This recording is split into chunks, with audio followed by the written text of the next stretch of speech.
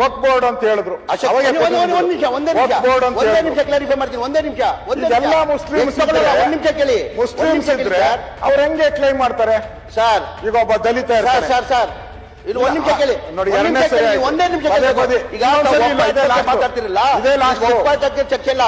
ಅದು ಪಾರ್ಲಿಮೆಂಟ್ ಅಲ್ಲಿ ತಗೊಂತವ್ರ bill, amendment bill ತರ್ತಾರೆ. ನೀವು ಚರ್ಚೆ ಏನ್ ಮಾಡ್ಬೇಕಾಗಿರೋದು?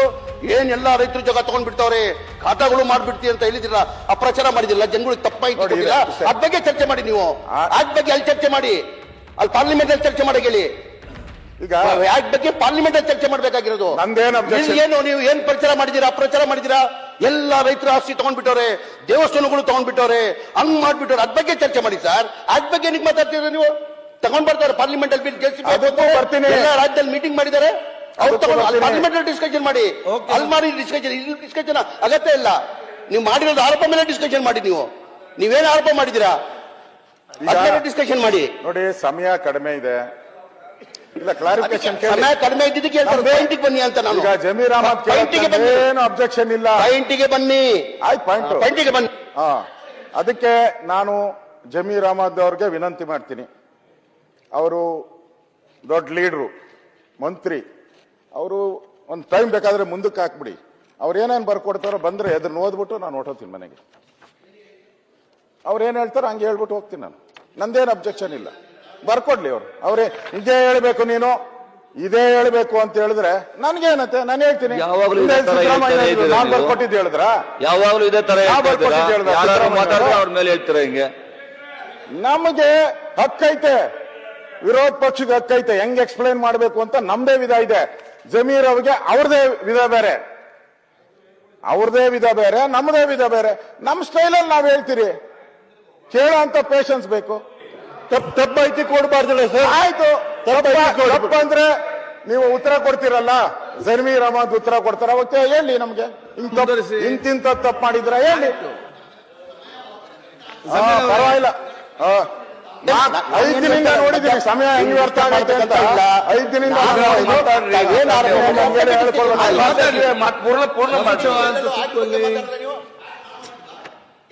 ಅದರಿಂದ ಆಯ್ತು ಮಾಡಿರೋದು. ಇಲ್ಲಿ ನಾವು ಮಾಡಿಲ್ಲ, ಮಾಡಿರೋದು ಆಗ್ತದು. ಸರ್ಕಾರಿ ಇದ್ದಿಲ್ಲ. ಇವತ್ತು ಈ ಕಾಯ್ದೆ ಮಾಡಿರೋದ್ರಿಂದ ವಕೀಲರು ಸೇರಿ ಎಲ್ಲರೂ ಮುಸಲ್ಮಾನರೇ ಇರಬೇಕು ಅಂತ ಕೇಂದ್ರ ಸರ್ಕಾರ ತಿದ್ದುಪಡಿ ಮಾಡಿರೋದು. ನಾನು ರಾಜ್ಯ ಸರ್ಕಾರ ಮಾಡಿದೆ ಅಂತ ಹೇಳ್ತಾ ಇಲ್ಲ, ನಾನು ಕೇಂದ್ರ ಸರ್ಕಾರನೇ ಮಾಡಿರೋದು. ಇದರಿಂದನೇ ಅನಾಹುತ ಆಗಿರೋದು ಅಂತ ನಾನು ಹೇಳ್ತಾ ಇರೋವಂಥದ್ದು. ಇದರಲ್ಲಿ ಸರ್ಕಾರದ ಅಧೀನ ಜಂಟಿ ಕಾರ್ಯದರ್ಶಿ ಎಲ್ಲರೂ ಕೂಡ ಮುಸ್ಲಿಮರ ಆಗಿರಬೇಕು. ಅಂದ್ರೆ ಹಿಂದೂಗಳ ಮುಜರಾಯಿ ಖಾತೆಗೆ ಇದು ಅಪ್ಲೈ ಆಗಲ್ಲ. ಹಿಂದೂಗಳ ಮುಜರಾಯಿ ಖಾತೆಗೆ ಯಾರು ಬೇಕಾದ್ರೂ ಅಧಿಕಾರಿಗಳು ಹೋಗ್ಬೋದು. ಇದು ಜಾತ್ಯತೀತ ಮಾಡಿದ್ವಿ. ಆಯ್ತು, ಜಾತ್ಯತೀತಪ್ಪ ನಮ್ದು. ಯಾರು ಬೇಕಾದ್ರೂ ಹಾಕ್ಬೋದು. ಇದರಲ್ಲಿ ಎಲ್ಲರೂ ಇರಬೇಕು. ಅಕಸ್ಮಾತ್ ಲೀಗಲ್ ಸೆಲ್ಲಿಂದ ಯಾರಾದ್ರೂ ಸರಿಯಾದವ್ರು ಸಿಗ್ಲಿಲ್ಲ ಅಂದ್ರೆ ಬೋರ್ಡ್ಗೆ ಅಧಿಕಾರ. ಅವನು ಸೀನಿಯರ್ ಅಡ್ವೊಕೇಟ್ ಆಗ್ಬೇಕು ಅಂತ, ಅಕಸ್ಮಾತ್ ಸೀನಿಯರ್ ಅಡ್ವೊಕೇಟ್ ಯಾರಾದ್ರೂ ಸಿಗ್ಲಿಲ್ಲ ಅಂದ್ರೆ ಬೋರ್ಡ್ಗೆ ಅಧಿಕಾರ ಇದೆ. ಅವ್ರನ್ನ ಯಾರು ಬೇಕಾದ್ರೂ ನಾಮಿನೇಟ್ ಮಾಡಬೇಕು, ಮುಸ್ಲಿಮರನ್ನೇ ಮಾಡಬೇಕು ಅಂತೇಳಿ. ಇದು ಬೇಗ ಯಾಕೆ ಸಿಖ್ಖರಿಗೆ ಹಾಕಿಲ್ಲ, ಬೌದ್ಧರಿಗೆ ಯಾರಿಗಿಲ್ಲ, ಜೈನರಿಗೆ ಹಾಕಿಲ್ಲ? ಇದು ನಮ್ಮ ಪ್ರಶ್ನೆ. ಅದಕ್ಕೆ ಬರ್ಕೊಂಡ್ಲಿ, ಅವ್ರು ಬರ್ಕೊಂಡು ನನಗೆ ಉತ್ತರ ಕೊಡ್ಲಿ, ನಿಧಾನದ ಪರವಾಗಿಲ್ಲ. ಇದರಿಂದನೇ ಇವತ್ತು ಈ ಅಧಿಕಾರ 1995ರಲ್ಲಿ ಕಾಂಗ್ರೆಸ್ ಅಧಿಕಾರದಲ್ಲಿದ್ದು, ಈ ಕಾಯ್ದೆ ತಿದ್ದುಪಡಿ 1913ರಲ್ಲೂ ಕೂಡ ಕಾಂಗ್ರೆಸ್ ಸರ್ಕಾರನೇ ಕೇಂದ್ರದಲ್ಲಿದ್ದು. ಈ ರೀತಿ ಮಾಡೋದ್ರಿಂದನೇ ಕೂಡ ಸನ್ಮಾನ್ಯ ಸಭಾಧ್ಯಕ್ಷರೇ, ಇವತ್ತು ಇನ್ನೊಂದು ಈ ಕಾಯ್ದೆಯಿಂದ ಏನು ಸಮಸ್ಯೆ ಆಗ್ತಾ ಇದೆ ಅಂತ ಹೇಳಿದ್ರೆ, ಈ ಕಾಯ್ದೆಯಲ್ಲಿ ಇನ್ನೊಂದು ಬಹಳ ಪ್ರಮುಖವಾಗಿ, ಈಗ ಒಬ್ಬ ರೈತ ಇರ್ತಾನೆ. ಅವನು ರೈತ ಈ ವಕ್ಫ್ ಬೋರ್ಡ್ದು, ನನ್ನ ಹೆಸರು ಪಾಣಿನಲ್ಲಿ ವಕ್ಫ್ ಬೋರ್ಡ್ ಅಂತ ಆಗ್ಬಿಟ್ಟಿದೆ ಅಂತ ಹೇಳಿದ್ರೆ, ಆ ರೈತ ಕೋರ್ಟಲ್ಲಿ ಪ್ರೂವ್ ಮಾಡಬೇಕು, ದಾಖಲೆ ಇಟ್ಕೊಂಡು ಇದು ನನ್ನ ಆಸ್ತಿ ಅಂತೇಳಿ ಪ್ರೂವ್ ಮಾಡಬೇಕು. ಅದೇ ಕಂಪ್ಲೇಂಟು ವಕ್ಫ್ ಬೋರ್ಡ್ ಏನಾನ ಕಂಪ್ಲೇಂಟ್ ಕೊಟ್ಬಿಡ್ತು ಅಂತ ಇಟ್ಕೊಳ್ಳಿ. ವಕ್ಫ್ ಬೋರ್ಡ್ ಕಂಪ್ಲೇಂಟ್ ಕೊಟ್ರೆ ವಕ್ಫ್ ಬೋರ್ಡ್ ಅವರು ಆ ಆಸ್ತಿನ ನನ್ನದು ಅಂತ ಪ್ರೂವ್ ಮಾಡಂಗಿಲ್ಲ. ರೈತ ಆದ್ರೆ ಅವನ ಆಸ್ತಿನ ನನ್ನದು ಅಂತ ಪ್ರೂವ್ ಮಾಡಬೇಕು. ಆದ್ರೆ ವಕ್ಫ್ ಬೋರ್ಡ್ ಕಂಪ್ಲೇಂಟ್ ಕೊಟ್ರೆ ನನ್ನ ಆಸ್ತಿ ಅಂತ ವಕ್ಫ್ ಬೋರ್ಡ್ ದಾಖಲೆಗಳನ್ನ ಕೊಡಬೇಕಾಗಿದ್ದಿಲ್ಲ, ಅಲ್ಲಿ ರೈತನೇ ಕೊಡಬೇಕು. ಇದು ಅನ್ಯಾಯ ಅಂತ. ಅಶೋಕಣ್ಣ, ಇಬ್ಬರಿಗೂ ಒಂದೇ ಇರಬೇಕಲ್ಲ, ಇಬ್ಬರಿಗೂ ಒಂದೇ ನ್ಯಾಯ ಇರಬೇಕು. ಇದು ಕಂಪ್ಲೇಂಟ್ ಯಾರೇ ಕೊಡ್ಲಿ, ಕಂಪ್ಲೇಂಟ್ ಯಾರೇ ಕೊಡ್ಲಿ, ಫಿನಿಶ್ ಮಾಡಲಿ ಸರ್, ಕೂತ್ಕೊಳ್ಳಿ, ಅವ್ರು ಫಿನಿಶ್ ಮಾಡ್ಲಿ. ನಾನು ಯಾವ್ದು ಕಂಡಮೆ ಮಾಡ್ತಾ ಇಲ್ಲ. ಅವ್ರು ಯಾಕೆ ಇದು ಮಾಡ್ತಾರೆ ಎದ್ದೆದ್ದು ಅಂತ ಅರ್ಥ. ನಾನು ಕಂಡಮೆ ಯಾರನ್ನು ಮಾಡ್ತಾ ಇಲ್ಲ, ನಾನೇನು ಅಂದಿಲ್ಲ. ಕ್ಲಾರಿಫಿಕೇಶನ್ ಆಮೇಲೆ ಮಾಡಿ ಕೊನೆಯಲ್ಲಿ. ಇಲ್ಲಿ ರೈತನೇ ಸಾಕ್ಷಿ ಕೊಡ್ಬೇಕು ಇವತ್ತು. ಇದು ಸರಿ ಇಲ್ಲ ಅನ್ನೋ ಪ್ರಶ್ನೆಯನ್ನ ನಾನು ಇವತ್ತು ಹೇಳ್ತಾ ಇದ್ದೀನಿ. ಮತ್ತೆ ವಕ್ಫ್ ಬೋರ್ಡ್ನ ಆಸ್ತಿ ಅಂತ ಭಾವಿಸಿದರೆ ಸಾಕು, ಅದನ್ನ ಪರಿಶೀಲನೆ ಮಾಡಿ ವಕ್ಫ್ ಬೋರ್ಡ್ ಅವರು ಇದು ನಮ್ದು ಆಸ್ತಿ ಅಂತ ಹೇಳಿದ್ರೆ ಅದಕ್ಕೆ ನೀವು ಯಾವುದೇ ಕೋರ್ಟ್ಗೆ ಹೋಗಕ್ಕಾಗಲ್ಲ. ನೀವು ಅಪೀಲ್ ಮಾಡಬೇಕಾಗಿರೋದು ವಕ್ಫ್ ಬೋರ್ಡ್ ಟ್ರಿಬ್ಯುನಲ್ ಇರ್ತತ ಅಲ್ಲೇ. ನಾನು ಬೆಳಗ್ಗೆನೂ ಹೇಳಿದೆ, ನೀವಿರಲಿಲ್ಲ. ಮೈಸೂರು ನಾನು ಹೋಗಿದ್ದೆ. ಆ ಮೈಸೂರಲ್ಲಿ 110 ಮನೆಗೆ ನೋಟಿಸ್ ಕೊಟ್ಟಿದ್ದಾರೆ. ಎಲ್ಲ ಇರೋರೆಲ್ಲ ಕುರುಬರೆ, 100% ನಾನು ಹೋಗಿದ್ದೀನಿ ಸ್ಥಳದಲ್ಲಿ, 100% ಎಲ್ಲ ಕುರುಬರೆ ಇರೋದು. ಅಷ್ಟು ಮನೆಗೆ 110 ಮನೆಗೆ ನೋಟಿಸ್ ಕೊಟ್ಟಿದ್ದಾರೆ. ಹಿಂದೆ 60-70 ವರ್ಷದಿಂದ ಕಾಂಗ್ರೆಸ್ ಸರ್ಕಾರ ಅವ್ರಿಗೆ ಪತ್ರ ಕೊಟ್ಟಿದೆ. ಸರ್ ದಯಮಾಡಿ ಅಶೋಕ್ ಅವರೇ, ಆ ನೋಟಿಸ್ಗಳು ಕಾಪಿ ಕೊಡಿ ಒಂಚೂರು. ಇಮಿಡಿಯೇಟ್ ಬಾಯಿ ಬಂದಾಗ ಏನೋ ಒಂದು ಇಲ್ಲ ಇಲ್ಲ, ಏನೋ ಮಾತಾಡ್ಬಿಡೋದ. ನಾನೇನ್ ಹೇಳಿದೆ, ಬಾಯಿಗೆ ಬಂದಾಗ ಮಾತಾಡಿದ್ರೆ ನೋಟಿಸ್ ಕೊಡಕ್ ಸಾಧ್ಯನಾ? ಅದು ಸತ್ಯಾಂಶ ಏನಾದ್ರು ಒಂದು ಇರ್ಬೇಕು. ದಾಖಲೆ ಸಮೇತ ನೀವು ಮಾತಾಡ್ತೀವಿ, ಸಮೇತ ಮಾತಾಡ್ತೀವಿ. ಸಚಿವರೇ ಬರ್ತೀನಿ ಅಲ್ಲಿಗೆ. ಮಾತಾಡ್ತೀವಿ, ಮಾಡ್ತಾ ಇದ್ದೀರಿ. ಅಧ್ಯಕ್ಷರೇ, ಇಲ್ಲಿ ದಾಖಲೆಗಳು ಇಟ್ಕೊಂಡೆ ಕೊಟ್ಟಿದ್ದೀನಿ. ದಾಖಲೆಗಳಿದೆ, ದಾಖಲೆಗಳಿದೆ, ಕೊಡ್ತೀನಿ. ಈಗ ಇಲ್ಲಿದೆ, ಒಂದೇ ನಿಮಿಷ. ಅವರು ಸವಾಲಾಗ್ತಾವ್ರೆ ಕೊಡಿ ಅಂತ, ನಾನು ರೆಡಿ ಇದ್ದೀನಿ. ಒಂದೇ ನಿಮಿಷ. ನಾನು ತಪ್ಪು ಮಾಡಿದ್ರೆ ಸವಾಲಲ್ಲ, ಇಟ್ ಈಸ್ ಎನ್ ಅಪೀಲ್. ಸವಾಲಲ್ಲ, ಅಪೀಲ್ ಹಾಕಿ. ಇಲ್ಲ ಇಲ್ಲ, ಸವಾಲ್. ನೀವು ಅವ್ರ ಸವಾಲ್ ಹಾಕಿದ್ರೆ ಪಾಯಿಂಟ್ ಆಫ್ ಆರ್ಡರ್. ನಾನು ಸವಾಲ್ ಸ್ವೀಕಾರ ಮಾಡ್ತೀನಿ. ಪಾಯಿಂಟ್ ಆಫ್ ಆರ್ಡರ್ ಸ್ವೀಕಾರ ಮಾಡ್ತೀನಿ. ಪಾಯಿಂಟ್ ಆಫ್ ಆರ್ಡರ್ ಇದೆ. ಒಂದೇ ನಿಮಿಷ, ಒಂದೇ ನಿಮಿಷ. ಅವರು ಹೇಳಿರೋದಕ್ಕೆ ಜಮೀರ್ ಅಹಮದ್ ನನ್ ಬಹಳ ಪರಿಚಯ, ಮೊದಲಿಂದನೂ ಪರಿಚಯ, ಆತ್ಮೀಯರು. ಅದಕ್ಕೆ ನಾನು ಹೇಳ್ತೀನಿ. ಈಗ ನಾನು ಹೇಳಿದ್ನಲ್ಲ, ಯಾವುದು ಮೈಸೂರು ಚಾಮುಂಡಿ ಇದ್ರದ್ದು ಹೇಳಿದ್ನಲ್ಲ, ಅದನ್ನ ನಾನು ದಾಖಲೆಗಳನ್ನ ಕೊಡ್ತೀನಿ ಅವರಿಗೆ. ನಾನು ತಪ್ಪಿದ್ರೆ ನಾನು ವಿರೋಧ ಪಕ್ಷದ ಸ್ಥಾನದಿಂದ ಅಲ್ಲಿ ನಿಂತ್ಕೊಂತೀನಿ. ನಾನು ಕಟಕಟೆಯಲ್ಲಿ ಎಲ್ಲಿ ಅಲ್ಲಿ ನಿಂತ್ಕೊಂತೀನಿ ನಾನು. ನೀವು ನನಗೆ ಚಿಮಾರಿ ಹಾಕಿ, ಇಲ್ಲ ಅಂದ್ರೆ ಅವ್ರಿಗೆ ಚಿಮಾರಿ ಹಾಕ್ತೀರಾ ಹೇಳಿ. ಚಾಲೆಂಜ್ ಬೇಡ. ನಾನು ರೆಡಿ ಇದ್ದೀನಿ. ಅಶೋಕ್ ಅವರೇ,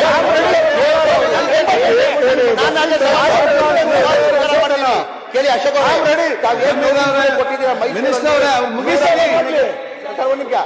ಅವರೇ, ಅಶೋಕ್ ಅವರೇ, ನಿಮ್ ಸವಾಲನ್ನ ಸ್ವೀಕಾರ ಮಾಡಿದ್ದೀನಿ. ಏನು ತಾವು 101 ನೋಟಿಸ್ ಏನೋ ಕೊಟ್ಟಿದ್ದೀರಿ ಅಂತ ಹೇಳ್ತಿರಲ್ಲ, ಅದ್ ನನ್ ಕೈ ಕೊಡಿ. ಒಪ್ಪಿದ್ದಕ್ಕೆ ಕೊಟ್ಟಿರಿ, ಬೇರೆಯವ್ರಿಗೆ ಯಾರು ಕೊಡಕ್ ಸಾಧ್ಯ ಆಗಲ್ಲ. ಯಾರು ಬೇಕಾದ್ರೆ ನೋಟಿಸ್ ಕೊಡ್ಬೋದಾ?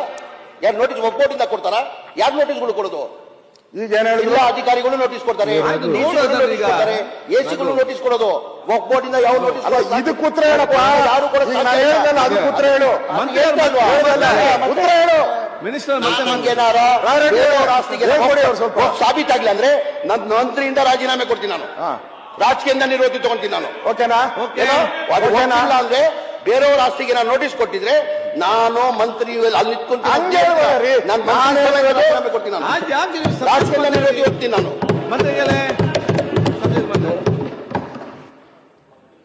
ಈಗ ನಾನು ದಾಖಲೆ ಕೊಡ್ತೀನಿ, ಇಲ್ಲೇ ಇದೆ ಮತ್ತೆ ಕಳಿಸಿ, ಅದು ದಾಖಲೆ ಕಳಿಸ್ತೀನಿ. ನೀವೇ ಕೊಡ್ರಿ. ನೋಟಿಸ್ ಕೊಟ್ಟಿರೋದು ನಿಜ, ನಾನು ಪಕ್ಕಾ ಹೇಳ್ತಾ ಇದ್ದೀನಿ. ನೋಟಿಸ್ ಕೊಟ್ಟಿರೋದು ನಿಜ. ಅಧ್ಯಕ್ಷರೇ, ನಿಮ್ ಬಗ್ಗೆ ನನ್ ಗೌರವ ಅಲ್ಲ. ಅಶೋಕ್ ಅವರೇ, ನೋಡಿ ಒಂದ್ ನಿಮಿಷ.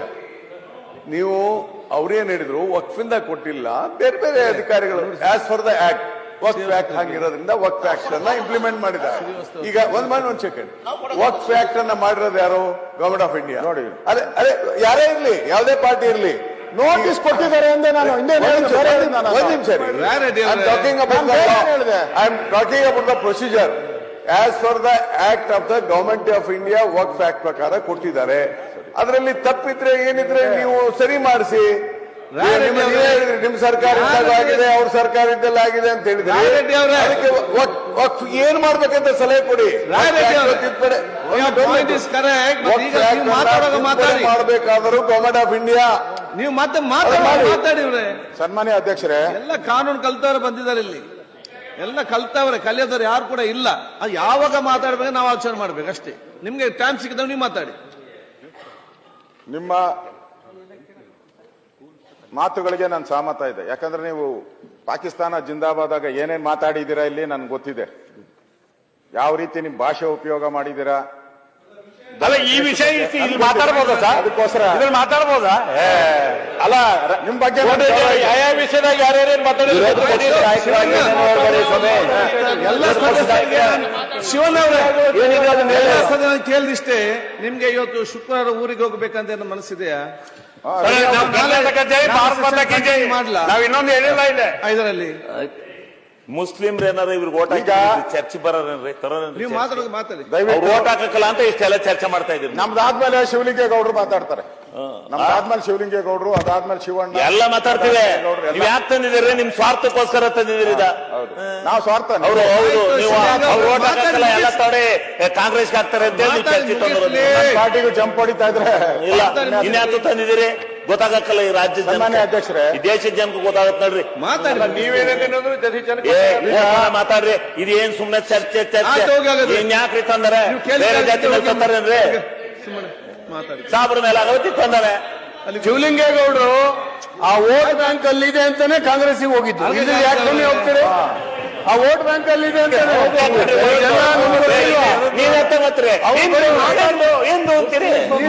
ಇನ್ನೇನಂತೀರಿ? ಅವ್ರು ಬರೀ ಮಾತಾಡ್ತಾರೆ, ನೀವು ಚೇಂಜ್ ಮಾಡ್ಬಿಟ್ರಲ್ಲ. ಎಲ್ಲಾರು ಎಲ್ಲಾರು ಅದನ್ನೇ ಮಾಡ್ತಾ ಇರೋದು. ಸುಮ್ಮನೆ ಇಲ್ಲದೆಲ್ಲ ತಗೊಂಡು ಬೆಂಕಿ ಇಡ್ತೀರಾ. ದೇಶ ನಾವು ಕೊಡಬೇಡಿ, ದೇಶ ಬೆಂಕಿ ಹತ್ಬೇಡಿ. ದೇಶ ಒಂದ್ ಸ್ವಲ್ಪ ನೆಮ್ಮದಿ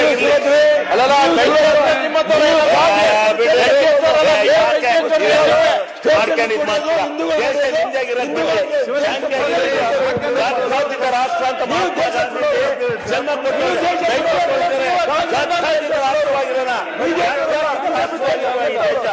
ಸನ್ಮಾನ್ಯ ಅಧ್ಯಕ್ಷರೇ, ಈಗಾಗಲೇ ಬಸವರಾಜ್ ತುರಿಯಾಲ್, ಗಣೇಶ್ ಈಗಾಗಲೇ ಬೇಗ ಮುಗಿಸ್ಬಿಡ್ತೀನಪ್ಪ. ನೀವು ಗಲಾಟೆ ಮಾಡಿದ್ರೆ ಇನ್ನೂ ಲೇಟ್ ಆಗುತ್ತೆ. ಸನ್ಮಾನ್ಯ ಅಧ್ಯಕ್ಷರೇ, ಮಾನ್ಯ ಗೌರವಾನ್ವಿತ ಜಮೀರ್ ಅಹಮದ್ ಅವರು ದಾಖಲೆ ಕೇಳಿದ್ದಾರೆ. ದಾಖಲೆ ಇಲ್ದಿರ ಸುಮ್ನೆ ಮಾತಾಡಬೇಡಿ ಅಂತ. ಅದಕ್ಕೆ ದಾಖಲೆ ಕೊಡ್ತೀನಿ ನಾನು. ಈಗಲೇ ರೆಡಿ ಇದೆ, ಕೊಡ್ತೀನಿ. ಇಲ್ಲ ಅವರು ಅರ್ಜೆಂಟ್ ಆಗಿದ್ದಾರೆ, ಆಯ್ತು, ಅದೇ ಕೊಟ್ಬಿಡ್ತೀನಿ. ನಾನು ಹೇಳಿದ್ದು ಸುಮಾರು 60 ವರ್ಷದ ಹಿಂದೆ. 60 ವರ್ಷದ ಹಿಂದೆ ನಾನಲ್ಲ, ಕಾಂಗ್ರೆಸ್ ಸರ್ಕಾರ, ಕಾಂಗ್ರೆಸ್ಸಿನ ಮುಖ್ಯಮಂತ್ರಿಗಳಿದ್ರು ಅವತ್ತು. 60 ವರ್ಷದಿಂದ ಅವ್ರು ಕೊಟ್ಟಿರೋದು ಹಕ್ಕುಪತ್ರ. ಅದಾದ್ಮೇಲೆ ಗ್ರಾಮ ಪಂಚಾಯಿತಿಯಲ್ಲಿ ಅವರ ಖಾತೆ ಆಗಿದೆ. ಅದಾದ್ಮೇಲೆ ಮಹಾನಗರ ಪಾಲಿಕೆಗೆ ಸೇರುತ್ತೆ. ಮಹಾನಗರ ಪಾಲಿಕೆಯಿಂದ ಖಾತೆ ಮಾಡಿಸ್ಕೊಂಡಿದ್ದಾರೆ. ಅದಾದ್ಮೇಲೆ ಅವ್ರು ಟ್ಯಾಕ್ಸ್ ಕಟ್ತಾ ಇದ್ದಾರೆ ಇದುವರೆಗೂ. 60 ವರ್ಷ. ಇನ್ನೊಂದು, ಅಲ್ಲಿ ಸುಮಾರು 100-150 ಅಡಿ ಬಸವಣ್ಣನ ದೇವಸ್ಥಾನ ಇದೆ. ಅಮೃತ ಶಿಲೆ, ರಾಜಸ್ಥಾನದಿಂದ ಅಮೃತ ಶಿಲೆ ತಂದು ಬಸವಣ್ಣನ ದೇವಸ್ಥಾನ ಮಾಡಿದಾರಲ್ಲ. ಅದಕ್ಕೂ ಮಾತೆ ಮಹಾದೇವಿಯವರು ಶ್ರೀ ಅಲ್ಲಿ ಒಬ್ಬರು ಮಠಾಧೀಶ ಅನ್ನದಾಸೋಹ ಮಾಡ್ತಾರೆ ಅವರು. ಅದಕ್ಕೂ ನೋಟಿಸ್ ಕೊಟ್ಟಿದ್ದಾರೆ. ಇಷ್ಟು ದಾಖಲೆ ಕೊಡ್ತೀನಿ ನಾನು. ಅವ್ರ ಕಾತ ಹೇಳಿದ್ರು ದಾಖಲೆ ಇದೆ ಅಂತ, ತಪ್ಪು ಹೇಳ್ತಾ ಇದ್ದೀರಾ ಅಂತ ಕೊಟ್ಟಿದ್ದೀನಿ. ಅದಾದ್ಮೇಲೆ ನಿಮ್ಗೆ ಅವ್ರು ಹೇಳಿದ್ದಾರೆ, ನೀವು ತಪ್ಪು ಹೇಳಿದ್ರೆ ನನ್ಗೆ ಹೇಳಿದೆ, ನಾನು ರೆಡಿ ಇದ್ದೀನಿ, ಮುಂದುವರಿಸುವ, ನಾನು ರೆಡಿ ಇದ್ದೀನಿ. ತಪ್ಪು ಅಂದ್ರೆ ನಿಲ್ಸಿ ಅಲ್ಲಿ, ನನಗೆ ಇಲ್ಲ ಅಂದ್ರೆ ಅವ್ರು ನಿಲ್ಸಿ. ಇಷ್ಟು ದಾಖಲೆಗಳನ್ನ ನಾನು ಕೊಡ್ತೀನಿ ಅವ್ರಿಗೆ. ಸನ್ಮಾನ್ಯ ಅಧ್ಯಕ್ಷರೇ, ಹಿಂದೆ ಕಾನೂನು ಏನೇ ಆಯ್ತು, ಒನ್ಸ್ ವಕ್ತ್ ಆಲ್ವೇಸ್ ವಕ್ತ್, ಇದು ಆಯ್ತು. ಹಿಂಗೆ ನಮಗೂ ಕೂಡ ಸಿಗ್ಬೇಕಲ್ಲ, ನಾವು ಸಮಾನ, ಎಲ್ಲ ಜಾತ್ಯತೀತರು ನಾವೆಲ್ಲರೂ ಕೂಡ ಸಮಾನವಾಗಿರ್ಬೇಕು. ಒನ್ಸ್ ರಾಮ ರಾಮ ಆಗಿದೆಯಾ? ಒಂದು ಆಂಜನೇಯ ದೇವಸ್ಥಾನಗಳು ಹಂಗೆ ಆಗಿದೆಯಾ? ಅವರೇನಾನು ಕ್ಲೈಮ್ ಮಾಡಿದ್ರೆ ಹೋಗಿ ಇದು ನಮ್ದು ಅಂತ ಹಂಗೇನಿಲ್ಲಲ್ಲ. ಇಲ್ಲಿ ಪ್ರಶ್ನೆ ಬಂದಿರೋಂಥದ್ದು, ನ್ಯಾಯಾಲಯಕ್ಕೆ ಯಾರು ಮೊರೆ ಹೋಗಂಗಿಲ್ಲ. ಟ್ರಿಬ್ಯುನಲ್ ಇರ್ತೈತಲ್ಲ, ಅವರೇ ಫೈನಲ್. ಎಲ್ಲೂ ನ್ಯಾಯಾಲಯಕ್ಕೆ ಯಾವುದೇ ಅಪೀಲ್ ಹೋಗಂಗಿಲ್ಲ ಅವರು. ಈಗ ರೈತ, ನಾನು ಹೇಳಿದೆ ಅಲ್ಲಿ ಪ್ರತಿ ತಿಂಗಳು ಇದನ್ನು ಚೆಕ್ ಮಾಡಲಿ ಅವರು. ಪ್ರತಿ ತಿಂಗಳು ಅಲ್ಲಿಂದ ಬಸ್ ಮಾಡಿಕೊಂಡು ಅವರು ಬೆಂಗಳೂರಿನ ವಕ್ಫ್ ಬೋರ್ಡ್ಗೆ ಬರಬೇಕು. ಪ್ರತಿ ತಿಂಗಳು ಮಿಸ್ ಆದ್ರೆ ನೀವು ಕೇಳಿ, ಪ್ರತಿ ತಿಂಗಳು ಬರಬೇಕು ಅವರು. ಬಂದು ವಕ್ಫ್ ಬೋರ್ಡ್ ಮುಂದೆ ನಿಂತ್ಕೊಬೇಕು. ನಾನು ಕೇಳಿದೆ ಏನು, ಬಹಳ ವರ್ಷಗಳಿಂದ ಹೋಗ್ತಾ ಇದ್ದೀರಿ ಸರ್ ಅಂತಂದು. ಏನಾಗುತ್ತೆ ಅಂತ ಹೇಳಿದ್ರು.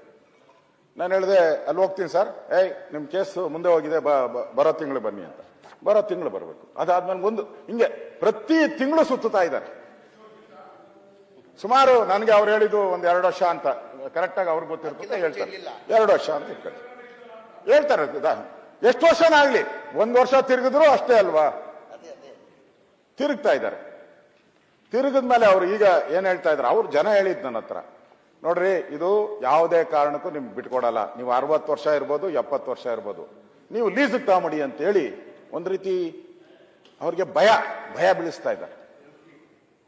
ಭಯ ಬೀಳಿಸ್ತಾ ಇದ್ದಾರೆ.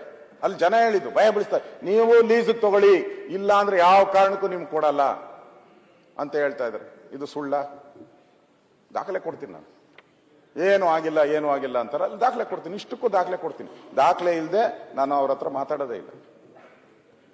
ಅವ್ರಿಗೆ ವಿಧಾನಸಭೆ ಅಧಿವೇಶನ ಆದ್ಮೇಲೆ ಕೊಡ್ತೀನಿ. ಇದೊಂದೇ ಅಲ್ಲ, ಇನ್ನೂ ಇದೆ ಮುಂದಕ್ಕೆ, ಅದನ್ನು ಕೊಡ್ತೀನಿ ಅವ್ರ ಹತ್ರ. ಇದು ನ್ಯಾಯನಾ? ಆಯ್ತಾ? ಜನ ಆಚೆ ಊಟರು. ಅದರಿಂದ ಈ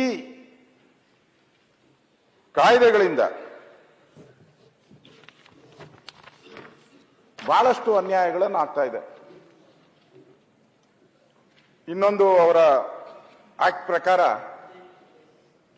ಯಾರಾದರೂ ಮುಸ್ಲಿಮರೇ ಇರ್ಬೋದು, ಅವರು ಮುಸ್ಲಿಮರು ಇರ್ಬೋದು, ಯಾರೇ ಇರ್ಬೋದು, ಆಸ್ತಿನ ಯಾರಿಗಾದ್ರೂ ಪರಭಾರೆ ಮಾಡಿಬಿಟ್ರೆ, ಈ ವಕ್ಫ್ ಬೋರ್ಡ್ ಅಂತ ಇರೋದ ಆಸ್ತಿಯನ್ನ ಮಾಡಿಬಿಟ್ಟಿದ್ರೆ ಅವ್ರಿಗೆ 2 ವರ್ಷ ಶಿಕ್ಷೆ, 2 ವರ್ಷ ಜೈಲು, ಮತ್ತೆ ಅದರಲ್ಲಿ ಏನೇನು ಆದಾಯ ಬಂದಿರುತ್ತೋ ಅಷ್ಟು ವರ್ಷ ಅವ್ರು ಕಟ್ಕೊಡ್ಬೇಕು.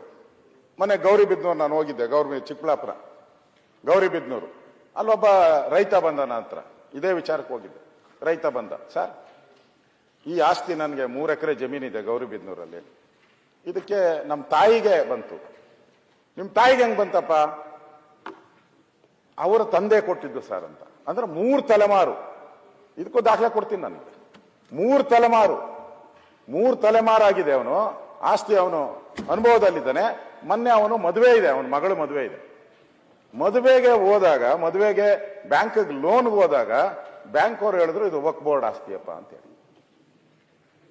ಮೊದಲು ನಾವೆಲ್ಲ BDA NOC ತಗೊಂಬ, ಆ NOC ತಗೊಂಬ ಅಂತ ಹೇಳ್ತಾ ಇದ್ರಿ. ಇನ್ನು ಮುಂದೆ ಕರ್ನಾಟಕದಲ್ಲಿ ವಕ್ಫ್ ಬೋರ್ಡ್ NOC ತಗೊಂಬ ಅಂತಾನು ಆಕ್ಟ್ ಆಗ್ಬಿಡ್ತಾ ಬಾಬಾ ಮಾಡೇ. ಹಂಗೆ ಆ ಸ್ಥಿತಿ.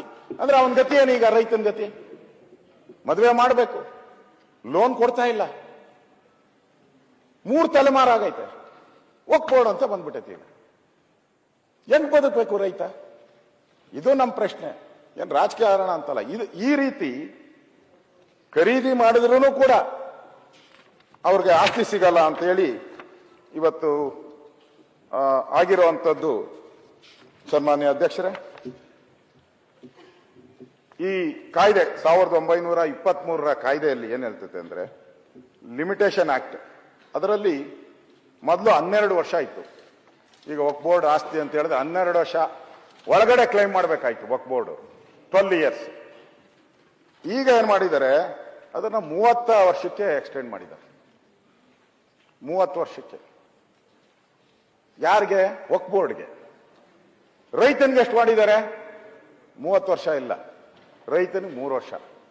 ನಿನ್ನ ಪಾಣಿನಲ್ಲಿ ಏನಾನ ಗೊತ್ತಿಲ್ಲದೆ ನಿಮ್ಮ ನೋಡ್ಕೊಂಡ್ಲೇ ಇಲ್ಲ ಅಂದ್ರೆ 3 ವರ್ಷ ಆದ್ಮೇಲೆ ನಿನ್ ಕ್ಲೈಮೇ ಇರಲ್ಲ ಅದ್ರ ಬಗ್ಗೆ. 3 ವರ್ಷದೊಳಗಡೆ ಕ್ಲೈಮ್ ಮಾಡಬೇಕು. ಇದು ತಪ್ಪಲ್ವಾ? ಇದು ಮೋಸ ಅಲ್ವಾ? ಇದು ಅನ್ಯಾಯ ಅಲ್ವಾ?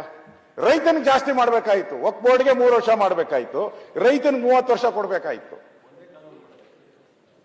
ಇಲ್ಲ ಒಂದೇ ಕಾನೂನಾದ್ರೂ ಇಬ್ಬರಿಗೂ, ರೈತನಿಗೂ ಒಂದೇ ವಕ್ಫ್ ಬೋರ್ಡ್ಗೂ ಒಂದೇ ಅಂತ ಹೇಳ್ಬೇಕಾಯ್ತು. ಇದೆಷ್ಟು ನ್ಯಾಯ? ಇದು ಅನ್ಯಾಯ ಅಲ್ವಾ? ಇದು ನಾನು ಕೇಳ್ತಾ ಇರೋವಂಥದ್ದು. ಸನ್ಮಾನ್ಯ ಅಧ್ಯಕ್ಷರೇ, ಇವತ್ತು ದೇಶದಲ್ಲಿ ಅವ್ರು ಕೊಟ್ಟಿರೋ ಪ್ರಕಾರ ಗಲಾಟೆ ಮಾಡೋದು ಬೇಡ. ಅವರ ವೆಬ್ಸೈಟ್ ಅಲ್ಲಿ ಹೋಗಿ ತಗೊಂಡಿದ್ದೀನಿ ನಾನು. ವೆಬ್ಸೈಟ್ ಅಲ್ಲಿ ದೇಶದಲ್ಲೇ ರೈಲ್ವೆ, ಭಾರತೀಯ ಸೈನ್ಯ, ರೈಲ್ವೆ ಬಿಟ್ರೆ 3ನೇ ಅತಿ ದೊಡ್ಡ ಸಂಸ್ಥೆ ವಕ್ಫ್ ಮಂಡಳಿ. ಅವ್ರ ವೆಬ್ಸೈಟ್ ಅಲ್ಲಿ ತೆಗೆದುಕೊಡ್ತೀನಿ ಬೇಕಾದ್ರೆ ಅದನ್ನು. ಪ್ರಾಪರ್ಟಿ ಸುಮಾರು 9.4 ಲಕ್ಷ ಎಕರೆ ಪ್ರದೇಶ, 8.7 ಲಕ್ಷ ಆಸ್ತಿಗಳು ವಕ್ಫ್ ಬೋರ್ಡ್ ಹೊಂದಿದೆ ಅಂತ ಅವ್ರ ವೆಬ್ಸೈಟ್ ಅಲ್ಲೇ ಹೇಳ್ಬಿಟ್ಟಿದ್ದಾರೆ. ದೇಶದಲ್ಲಿ ದೇಶದಲ್ಲಿ ದೇಶದಲ್ಲಿ ನಮ್ಮ ರಾಜ್ಯದ ಮಾತಾಡಿ, ನಮ್ಮ ರಾಜ್ಯದ ಎಷ್ಟಿದೆ? ನಾನು ಇಲ್ಲ ಅವ್ರು ಕೇಳ್ತಾ ಇದ್ದೀನಿ. ನಾನು ಹೇಳ್ಬೇಕಿಲ್ಲ. ನಾನೇನಪ್ಪ ಮಂತ್ರಿ ಆಗ್ಬಿಟ್ಟು ಅಲ್ಲ, ನಮ್ಮ ರಾಜ್ಯದ ರೈಲ್ವೆ ಕೇಳಿದ್ನ? ಒಪ್ಪಾಸ್ತಿ 9 ಲಕ್ಷ ಇದೆಯಂತ. ಇಲ್ಲಿ ನಮ್ಮ ರಾಜ್ಯದಲ್ಲಿ ಇರೋದು 1,28,000 ರೂಪಾಯಿ. ಆಯ್ತು ಹೇಳ್ತೀನಿ, ಮಂತ್ರಿಗಳಾಗಿ ಕ್ಲಾರಿಫಿಕೇಶನ್ ಹೇಳ್ತಾರೆ ಕೇಳಿ. ಒಂದು ಇಂಚು ಸರ್ಕಾರಕ್ಕಿಲ್ಲ. ಈ ದಾನಿಗಳು ದಾನ ಮಾಡಿರೋದು ನಿಮ್ ಗಮನಕ್ಕಿರ್ಲಿ. ಬಹಳಷ್ಟಲ್ಲಿ ಏನಿದೆ, ಈ ವಕ್ಫ್ ಆಸ್ತಿ ಸರ್ಕಾರ ಕೊಟ್ಟಿದೆ ಅಂತ. ವಕ್ಫ್ ಅಲ್ಲಿ 1 ಇಂಚ್ ಆಸ್ತಿನೂ ಸರ್ಕಾರ ಕೊಟ್ಟಿಲ್ಲ. ಈ ದಾನಿಗಳು ದಾನ ಮಾಡಿರೋದು. ಏನಕ್ಕೆ ದಾನ ಮಾಡಿರೋದು? ಅವ್ರ ಸಮಾಜಕ್ಕೆ ಒಳ್ಳೇದಾಗಿ. ಜಮೀರ್ ಅಹಮದ್ ಖಾನ್ ನೋಡಿ, ಅವರು ಕೇಳಿದ್ರಲ್ಲ, ಇಲ್ಲಿದೆ ನೋಡಪ್ಪ, ನಿನ್ ವೆಬ್ಸೈಟ್ ಅಲ್ಲಿ ತೆಗ್ದಿದ್ದೀನಿ. ಅದೇ ಕರ್ನಾಟಕದ ಕೇಳಿದೆಲ್ಲ, ಇಲ್ಲೇ ಇದೆ ನೋಡಿ. ಕಳಿಸ್ಲಾ? ಕಳಿಸಿ, ಈ ಕಡೆ ಕಳಿಸಿ. ಕೇಳಿ ಅಂದ್ರಲ್ಲ, ಕೊಟ್ಟಿದ್ದೀನಿ ನೋಡ. ನಾನು ಅದಕ್ಕೆ ಅಶೋಕ್ ಸರ್ ಹೇಳಿದ್ದು 9 ಲಕ್ಷ ಅಂದ್ರಲ್ಲ, ಇಡೀ ದೇಶದ ರಾಜ್ಯದ ಬೇರೆ ಏನ್ ಕೇಳಿಲ್ಲ ನಾವು. ಸರ್ ಈಗ ಮಾತು ಮುಗಿಸಿ ಹೇಳ್ತೀನಿ. ಇಲ್ಲ ನಮ್ದು ಜಾಸ್ತಿ ಅಲ್ಲ. ಅವ್ರ ಮಾನ್ಯ ಮಂತ್ರಿಗಳು ಹೇಳಿದ್ರು, ಎಲ್ಲರೂ ದಾನ ಕೊಟ್ಟಿದ್ದು ಸರ್ಕಾರದ 1 ಇಂಚ್ ಭೂಮಿ ಇಲ್ಲ ಅಂತ. ನಮ್ಮೂರಿನಲ್ಲಿ ಸರ್, ನಾನು ಹುಟ್ಟಿದ ಗ್ರಾಮದಲ್ಲಿ ಆಯ್ತು. ಮತ್ತೆ 4 ಎಕರೆ ಸರ್ಕಾರ ಕೊಟ್ಟಿದ್ದು, ಅದನ್ನು ವಕ್ಫ್ ಅಂತೇಳಿ ಈಗ 2 ವರ್ಷದಿಂದ ವಕ್ಫ್ ಬಂದಿದೆ. ಸರ್ ಹೇಳ್ತೀನಿ ಕೇಳಿ, ಸರ್ಕಾರ ಯಾವುದಕ್ಕೆ ಕೊಟ್ಟಿದೆ? 2017ರಲ್ಲಿ ಮನೆ 2016ರಲ್ಲಿ ಸರ್ಕಾರದಿಂದ ಆದೇಶ ಮಾಡೋದು. ಹಿಂದಿನ ಸರ್ಕಾರದಲ್ಲಿ ಸಿದ್ದರಾಮಯ್ಯ ಅವರು ಮುಖ್ಯಮಂತ್ರಿ ಆಗಿರ್ತದೆ. ಎಲ್ಲಿ ಖಬರಸ್ತಾನಿಗೆ ಜಾಗ ಇಲ್ಲ ಅಲ್ಲಿ ಖಬರಸ್ತಾನಿಗೆ ಕೊಡಬೇಕು. ಎಲ್ಲಿ ಹಿಂದೂ ಸಮಾಜ ಜಾಸ್ತಿ ಇದೆ ಅಲ್ಲಿ ಮಶಾನಕ್ಕೆ ಜಾಗ ಇದೆ, ಅಲ್ಲಿ ಮಶಾನಕ್ಕೆ ಜಾಗ ಕೊಡಬೇಕು. ಎಲ್ಲಿ ಕ್ರಿಶ್ಚಿಯನ್ ಸಮಾಜ ಜಾಸ್ತಿ ಇದೆ ಅಲ್ಲಿ ಕ್ರಿಶ್ಚಿಯನ್ ಸಮಾಜಕ್ಕೆ ಮಶಾನಕ್ಕೆ ಜಾಗ ಬೇಕಾದ್ರೆ ಕೊಡ್ಬೇಕಂತ ಹೇಳಿದ್ದಾರೆ. ಖಬರಸ್ತಾನ್ ಬಿಟ್ಟು ನಾವು 1 ಇಂಚು ಒಫ್ದಿದ್ರೆ ನೀವು ಹೇಳಿದ್ರೆ ಸರ್ ನಾನು ಹೇಳ್ತೀನಿ, ಮಶಾನಕ್ಕೆ ಅಳ್ಳಾವರ್ ಪೊಲೀಸ್ ಸ್ಟೇಷನ್ ಬಿಟ್ಟು ಅವ್ರು ಯಾರು ಅಂದಾಗಾಯ್ತು. ಮಂತ್ರಿ ಅವರೇ, ಯಾವಾಗ 2016ರಲ್ಲಿ ಆಗಿರೋದು. ಜಮೀರ್ಜಿ 2016 ಅಂತ ಇಲ್ಲ, ಎಲ್ಲಾ ಜಮೀರ್ ಅವರೇ, 2004ರಲ್ಲಿ ನಾನೇನೆ ಕಬರ್ಸ್ಥಾನಕ್ಕೆ ಅಂತ ಹೇಳಿ ಮಂಜೂರು ಮಾಡಿಸ್ಕೊಟ್ಟಿದ್ದು ನಾನು ಸರ್ಕಾರದಿಂದ. 17ನೇ ಇಸ್ವಿನಲ್ಲಿ ವಕ್ಫ್ ಅಂತ ಹೆಂಗ್ ಆಗ್ತದ? ಅದು ಆಯ್ತು. 4ನೇ ಇಸ್ವಿನಲ್ಲಿ ಸರ್ಕಾರಕ್ಕೆ ಇರ್ಬೇಕಲ್ಲ ಅದು. ಆಯ್ತು, ನೀವು ಮಾತಾಡೋದು ಯಾಕೆ ಕಬರ್ಸ್ಥಾನ ಕೊಟ್ಟಿ ವಕ್ಫ್ ಹೆಂಗಾಗುತ್ತೆ? ಸರ್ಕಾರ ಕೊಟ್ಟಿದ್ದು, ನೀವೇ ದಾನ ಕೊಟ್ಟಿದ್ದು ಅಂತ. 2004ರಲ್ಲಿ ನಾನು ಅಲಾಟ್ ಮಾಡಿದೆ, ದಾನ ಕೊಟ್ಟಿದ್ದು ಅಂತ ಹೇಳೋದು ನೀವು. ಒಂದು ನಿಮಿಷ ಕ್ಲಾರಿಫೈ ಮಾಡ್ತೀನಿ, ಒಂದೇ ನಿಮಿಷ ಕ್ಲಾರಿಫೈ ಮಾಡ್ತೀನಿ. ಅದಕ್ಕೆ ತಾವೇನಂದ್ರಿ 2004ರಲ್ಲಿ 4 ಎಕರೆ ಜಾಗ ಕೊಡ್ಸಿದೆ, 4 ಎಕರೆ ಜಾಗ ಕೊಡ್ಸಿದೆ ಅಂತ ಹೇಳಿ. 2018 ಅವ್ರು ಬಂದು ವಫ್ ಮಾಡಿದ್ದಾರೆ. ಅವರು ಕೇಳಿ, ಅವ್ರನ್ನ ನಾವು ಬಲವಂತ ತಗೊಂಡು ಅವ್ರು ಮಾಡಿದಾರ ವಫ್ ಅಂತ ಕೇಳ್ಕೊಳ್ಳಿ. ಅಲ್ಲಿ ನೋಡಿ, ಮೂರ್ದೆ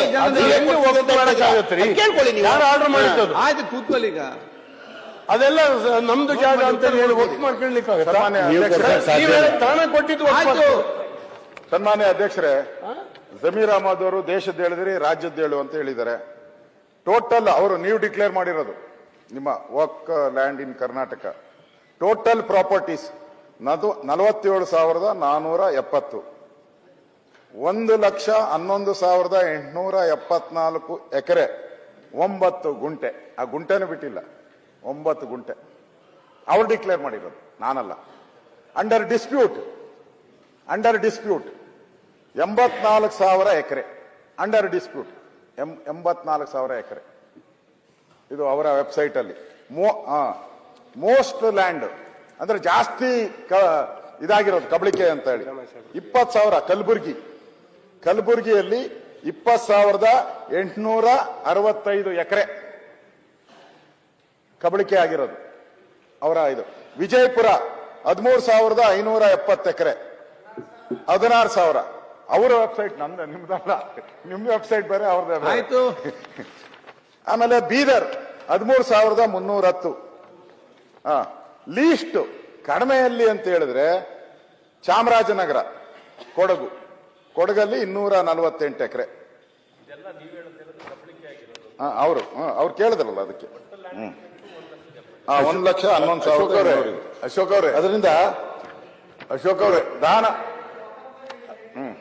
ಅಲ್ಲ, ವಕ್ಫ್ ಮಾಡೆಲ್ ರೂಲ್ಸ್ ಅನ್ನ 2016 ಅಲ್ಲಿ ತಂದ ಅಲ್ಲ. ಒಂದ್ ನಿಮಿಷ ರೀ ಪ್ಲೀಸ್, ಇವತ್ತು please. Manmohan Waqf model rules ತಂದಂತವರು 2016 ಅಲ್ಲಿ ಅವರೇ. ಆಯ್ತು. As per the section of the 52, 53, 54, 55 of the model rules of the Waqf, ಅದ್ರ ಪ್ರಕಾರ ನೋಟಿಸ್ ಕೊಟ್ಟಿದ್ದಾರೆ. ಆಯ್ತು. ಅದ್ರ ರೂಲ್ಸ್ ಓದೋದ್ರೆ ಆಯ್ತು. ಅಲ್ಲ ಅಧ್ಯಕ್ಷ, ಮಂತ್ರಿ ನಾನೇ ಅಧ್ಯಕ್ಷರಲ್ಲ. This has been as per the 2016 ನೀವು ನಮ್ಮ ಸ್ನೇಹಿತರು ನಾನು ಹೇಳ್ತಾ ಇರೋದು ಅದು. Allow me to speak for a minute. Yield ಆಗಿಲ್ಲ, Allow me to speak for a minute. Yield ಆಗಿಲ್ಲ. ರೆಡ್ಡಿ ಅವ್ರಿಗೆ ಮಾತಾಡ್ಲಿಕ್ಕೆ ಕೂಡ್ತೀನಿ. ಒಂದ್ ಸೆಕೆಂಡ್, ನೀವು ಮಾತಾಡೋದಕ್ಕೆ ನಂದು ಆಕ್ಷೇಪಣೆ ಇಲ್ಲ. ನಾನು ಹೇಳ್ತಾ ಇರೋದು ಮಾಡೆಲ್ ರೂಲ್ಸ್ 2016 ನಲ್ಲಿ ಕೇಂದ್ರ ಸರ್ಕಾರ, ನಿಮ್ಮದೇ ಸರ್ಕಾರ ತಂದಿದೆ. ಆಯ್ತು. ಆಸ್ ಪರ್ ದ ಸೆಕ್ಷನ್ 53, 54, ನಿಮ್ಗಿಂತ ಟ್ಯಾಲೆಂಟ್ ಇದೆ, ಸಮರ್ಥವಾಗಿದ್ದಾರೆ ಮಂತ್ರಿ. ಅದಕ್ಕೆ ಸೆಕ್ಷನ್ ಕೋಟ್ ಮಾಡಿದೆ. ಸಮರ್ಥವಾಗಿದ್ದಾರೆ ಮಂತ್ರಿ, ಅವರು ಉತ್ತರ ಕೊಡ್ತಾರೆ, ಸಮರ್ಥವಾಗಿದ್ದಾರೆ. ಈಗ ಅದರಿಂದ ಅಧ್ಯಕ್ಷ, ಇಲ್ಲಿ ಈ ಕಾನೂನಿನ ಲಾಭ ಪ್ರಣಾಳಿಕೆ ವಿರೋಧ ಪಕ್ಷದ ನಾಯಕರ ಹೇಳಿಕೆ ದಾನಕ್ಕಿಂತ ಬಿಜೆಪಿಯ ಪ್ರಣಾಳಿಕೆ 2014ರ ಪ್ರಣಾಳಿಕೆಯಲ್ಲಿ ಬಿಜೆಪಿ ರಾಷ್ಟ್ರವ್ಯಾಪಿ ಹಂಚಿದಂತ ಪ್ರಣಾಳಿಕೆ ಇದು. ಅದರ ವಿರುದ್ಧವಾಗಿ ವಿರೋಧ ಪಕ್ಷದ ನಾಯಕರು ಮಾತಾಡ್ತಿದ್ದಾರೆ. 2000 ದಾಖಲೆ ಬೇಕಾದ್ರೆ ಇಲ್ಲೇ ಇದೆ ಅವ್ರದೇ. ಮನಮೋಹನ್ ಸಿಂಗ್ ಅವರಿದ್ದಾಗ 2013 ಹೇಳಿರ್ತಕ್ಕಂಥ ವಿಶೇಷ 14ರಂದು ರಾಷ್ಟ್ರೀಯ ಬಿಜೆಪಿ 2013 ಸಬ್ಕಾ ವಿಕಾಸ್ ಮನಮೋಹನ್ ಸಿಂಗ್ ಅವರು ಘೋಷಣೆಗಳೊಂದಿಗೆ ಬಿಡುಗಡೆ ಮಾಡಿದ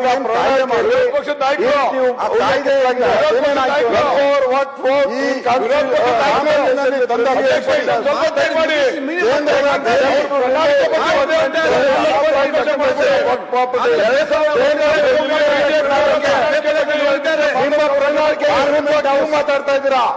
ಕನಾಟ್ ಪ್ಲೇಸ್ ಅಧ್ಯಕ್ಷ ಕರೋಲ್ ಬಾಗ್ ಬಿಜೆಪಿ ಪಕ್ಷದ ವಿರುದ್ಧವಾಗಿ ಎಲ್ಲಾನು ಕೂಡ ಆಕ್ಟ್ ಮಾಡಿ ಪಕ್ಷದ ನಾಯಕರು, ವಿರೋಧ ಪಕ್ಷದ ನಾಯಕರು ಮುಸ್ಲಿಂ ಅವರ ಪ್ರಣಾಳಿಕೆ ಮಾತಾಡ್ತಿದ್ದಾರೆ. ಇಲ್ಲಿ ಮನಮೋಹನ್ ಸಿಂಗ್ ಅವರು ಇವೆಲ್ಲ ಕೊಟ್ಟರೆ ಮತ್ತೊಂದು ಬಿಜೆಪಿಯ ವಿರೋಧ ಮಾಡಿದರು.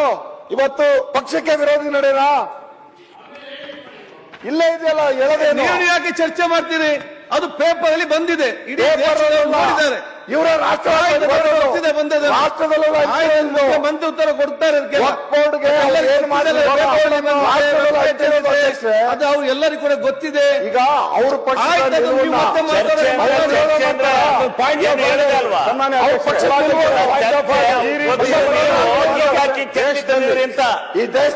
ಈ ದೇಶದಲ್ಲಿ ವರ್ಗಾವಣೆಗಳಾಗಿರುವಂತದ್ದು ಈಗ ಕೋರ್ಟ್ ಮೆಟ್ಲುಗಳು ಎತ್ತಿದೆ. ದೇಶದಲ್ಲಿ ಈ ತರ ಏನೇನು ವಕ್ಫ್ ಬೋರ್ಡ್ ಇಂದ ಅನಾಹುತಗಳಾಗಿದೆ, ಈ ಕಾನೂನು ಒಂದಾದ ಮೇಲೆ ಒಂದು ಕಾನೂನುಗಳನ್ನ ಬದಲಾವಣೆ ಮಾಡಿಕೊಟ್ಟು ವೋಟ್ ಬ್ಯಾಂಕ್ ಪಾಲಿಟಿಕ್ಸ್ ಮಾಡಿರೋದ್ರಿಂದ ಇವತ್ತೇನಾಗಿದೆ, ದೇಶದಲ್ಲಿ ಹಲವಾರು ಕೋರ್ಟ್ಗಳಲ್ಲಿ ದಾಖಲಾಗಿದೆ ಕೇಸಲ್ಲಿ. ಒಂದು ಸುಮ್ಮನೆ ಎಕ್ಸಾಂಪಲ್ ಕೊಡ್ತೀನಿ. ಗುಜರಾತ್ ಅಲ್ಲಿ ಸೂರತ್ ಮಹಾನಗರ ಪಾಲಿಕೆ ಇದೆ, ಇಲ್ಲಿ ಮಾತಾಡಿ. ಕರ್ನಾಟಕ ಅಲ್ಲ, ಅದನ್ನು ಕೂಡ ವಕ್ಫ್ ಬೋರ್ಡ್ ಯಾವ ಸರ್ಕಾರ ಇತ್ತು?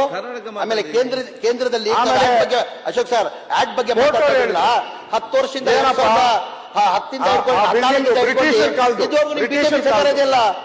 ಬ್ರಿಟಿಷರ್ ಕಾಲದ್ದು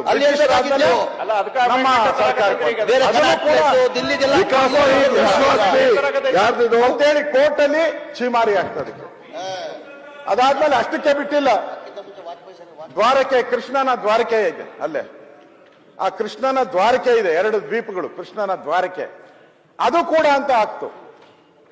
ಆ ಜಡ್ಜ್ ಹೇಳಿದ್ರು, ಏನಪ್ಪ 5000 ವರ್ಷ ಇತಿಹಾಸ ಇರೋ ಕೃಷ್ಣನ್ ದ್ವಾರಕೆಗೂ ನಮ್ದು ಅಂತಿರಲ್ಲ ಅಂತೇಳಿ ಚೀಮಾರಿ ಹಾಕಿ ಕಳಿಸ್ತು. ಅಂದ್ರೆ ಈ ಕಾನೂನುಗಳ ಬದಲಾವಣೆ ಮಾಡಿದ್ರಿಂದ ಯಾರು ಬೇಕಾದ್ರೂ ಕ್ಲೈಮ್ ಮಾಡಬಹುದು ಅನ್ನೋ ಒಂದು ಪರಿಸ್ಥಿತಿ ಇವತ್ತು ಬಂತು. ಇನ್ನೊಂದು ಬಹಳ ಪ್ರಮುಖವಾಗಿ ಅಧ್ಯಕ್ಷರೇ, ನಮ್ಮ ಇಲ್ಲಿ ದೇವರಾಜ ಅರಸೋರು ಇದ್ದಾಗ ಉಳುವವನಿಗೆ ಭೂಮಿ ಅಂತ ಆಯ್ತು. ಉಳುವವನಿಗೆ ಭೂಮಿ ಇದ್ದಾಗ ಎಲ್ಲ ಆಸ್ತಿಗಳು ಯಾರ್ಯಾರು ಉಳುಮೆ ಮಾಡ್ತಾ ಇದ್ರು, ಈಗ ದೇವಸ್ಥಾನಗಳ ಜಮೀನು ಅವತ್ತೇನಾಯ್ತು, ಬಹಳಷ್ಟು ಜನ ದೇವಸ್ಥಾನಕ್ಕೆ 50 ಎಕರೆ 100 ಎಕರೆ ಇದೆಲ್ಲ ಕೊಟ್ಬಿಡ್ತಾ ಇದ್ರು. ದೇವಸ್ಥಾನದಲ್ಲಿ ಪೂಜೆ ಪುರಸ್ಕಾರ ನಡೀಲಿ ಅನ್ನೋದು ಕೊಡ್ತಾ ಇದ್ರು.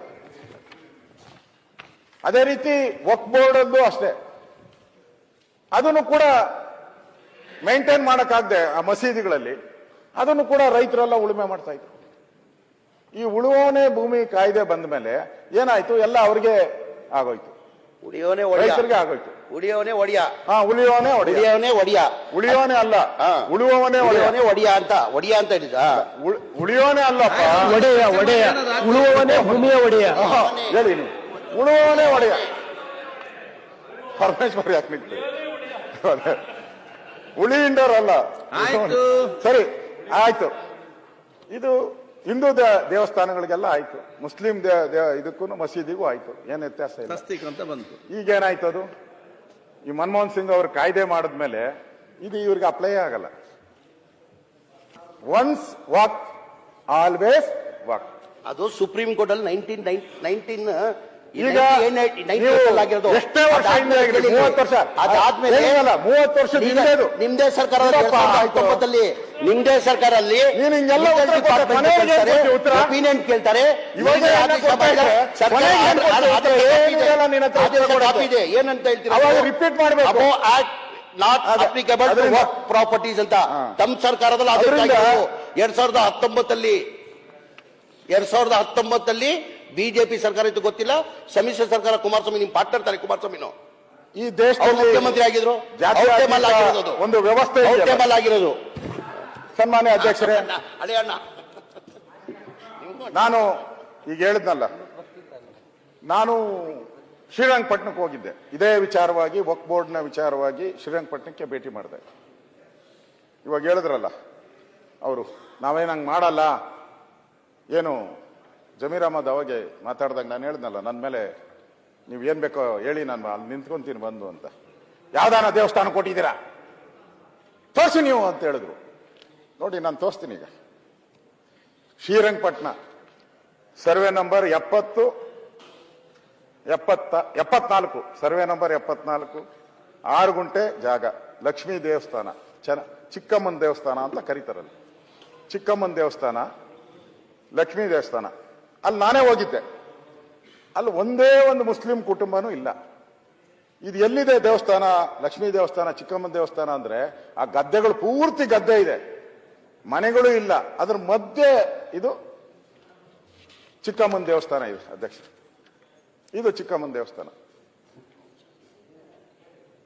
ಇದು ಹಿಂದೆ ಮಹಾರಾಜರ ಕಾಲದಲ್ಲಿ ಕಟ್ಸಿರೋಂಥದ್ದು, ಹಿಂದೆ 400 ವರ್ಷ. ಅದಕ್ಕೂ ನೋಟಿಸ್ ಕೊಟ್ರು. ನಮ್ ಜಮೀರಾದ ಮದ್ದಣ್ಣ ಏನ್ ಹೇಳ್ತಾನೆ, ಹೆಂಗ್ ಕೊಟ್ಬಿಟ್ರು ಅವ್ರಿಗೆ, ಕೊಟ್ರು ಅದಕ್ಕೆ. ನಾನು ಕೇಳಿದೆ ತಹಸೀಲ್ದಾರ್, ಅಲ್ಲಿ ತಹಸೀಲ್ದಾರ್ ನಾನು ಹೋದ್ಮೇಲೆ ತಹಸೀಲ್ದಾರ್ನ ಕರೆಸಿದ್ದಾರೆ, ಎಸಿನ ಕರೆಸಿದ್ದೆ. ಅವ್ರು ಕೇಳಿದೆ, ಯಾಕೆ ಕೊಟ್ಟೆ ನೀನು ಅಂತೇಳಿ. ಜನಗಳು ಒಂದು 1000 ಜನ ಸೇರಿದ್ರು. ಯಾಕೆ ಕೊಟ್ಟೆ ಅಂತ ಕೇಳಿದೆ. ಸರ್ ಕಾನೂನು ಹಂಗಿದೆ ಸರ್, ವಕ್ಫ್ ಬೋರ್ಡ್ ಅವ್ರು ಬಂದ್ಬಿಟ್ಟು ಇದು ನಂದು ಅಂತ ಹೇಳಿದ್ರೆ ನಾನು ಬರಿಬೇಕು ಸರ್, ಬೇರೆ ಏನೂ ಇಲ್ಲ ಅಂತ. ಅಲ್ಲಯ್ಯ, ಇದು 400 ವರ್ಷ ಇತಿಹಾಸ ಇರೋದು, ದೇವಸ್ಥಾನ ಪೂಜೆ ನಡೀತದೆ, ದಿನ ಪೂಜಾರ್ ಬರ್ತಾರೆ, ದಿನ ಜಾತ್ರೆ ನಡೀತದೆ, ಇಲ್ಲಿ ಹೆಂಗಯ್ಯ ಕೊಟ್ಟೆ ಅಂದ್ರೆ ಏನ್ ಮಾಡ್ಲಿ ಸರ್, ಅವ್ರು ಹೇಳಿದ್ರು ಕೊಟ್ಬಿಟ್ಟೆ ಸರ್ ಅಂತ. ಕ್ಯಾನ್ಸಲ್ ಮಾಡು ಅಂದೆ, ಕ್ಯಾನ್ಸಲ್ ಮಾಡು ಅಂದೆ. ನೀನ್ ಮಾಡಿಲ್ಲ ಅಂದ್ರೆ ಹುಷಾರ್ ಅಂತ ಹೇಳಿದೆ. ಅವತ್ತು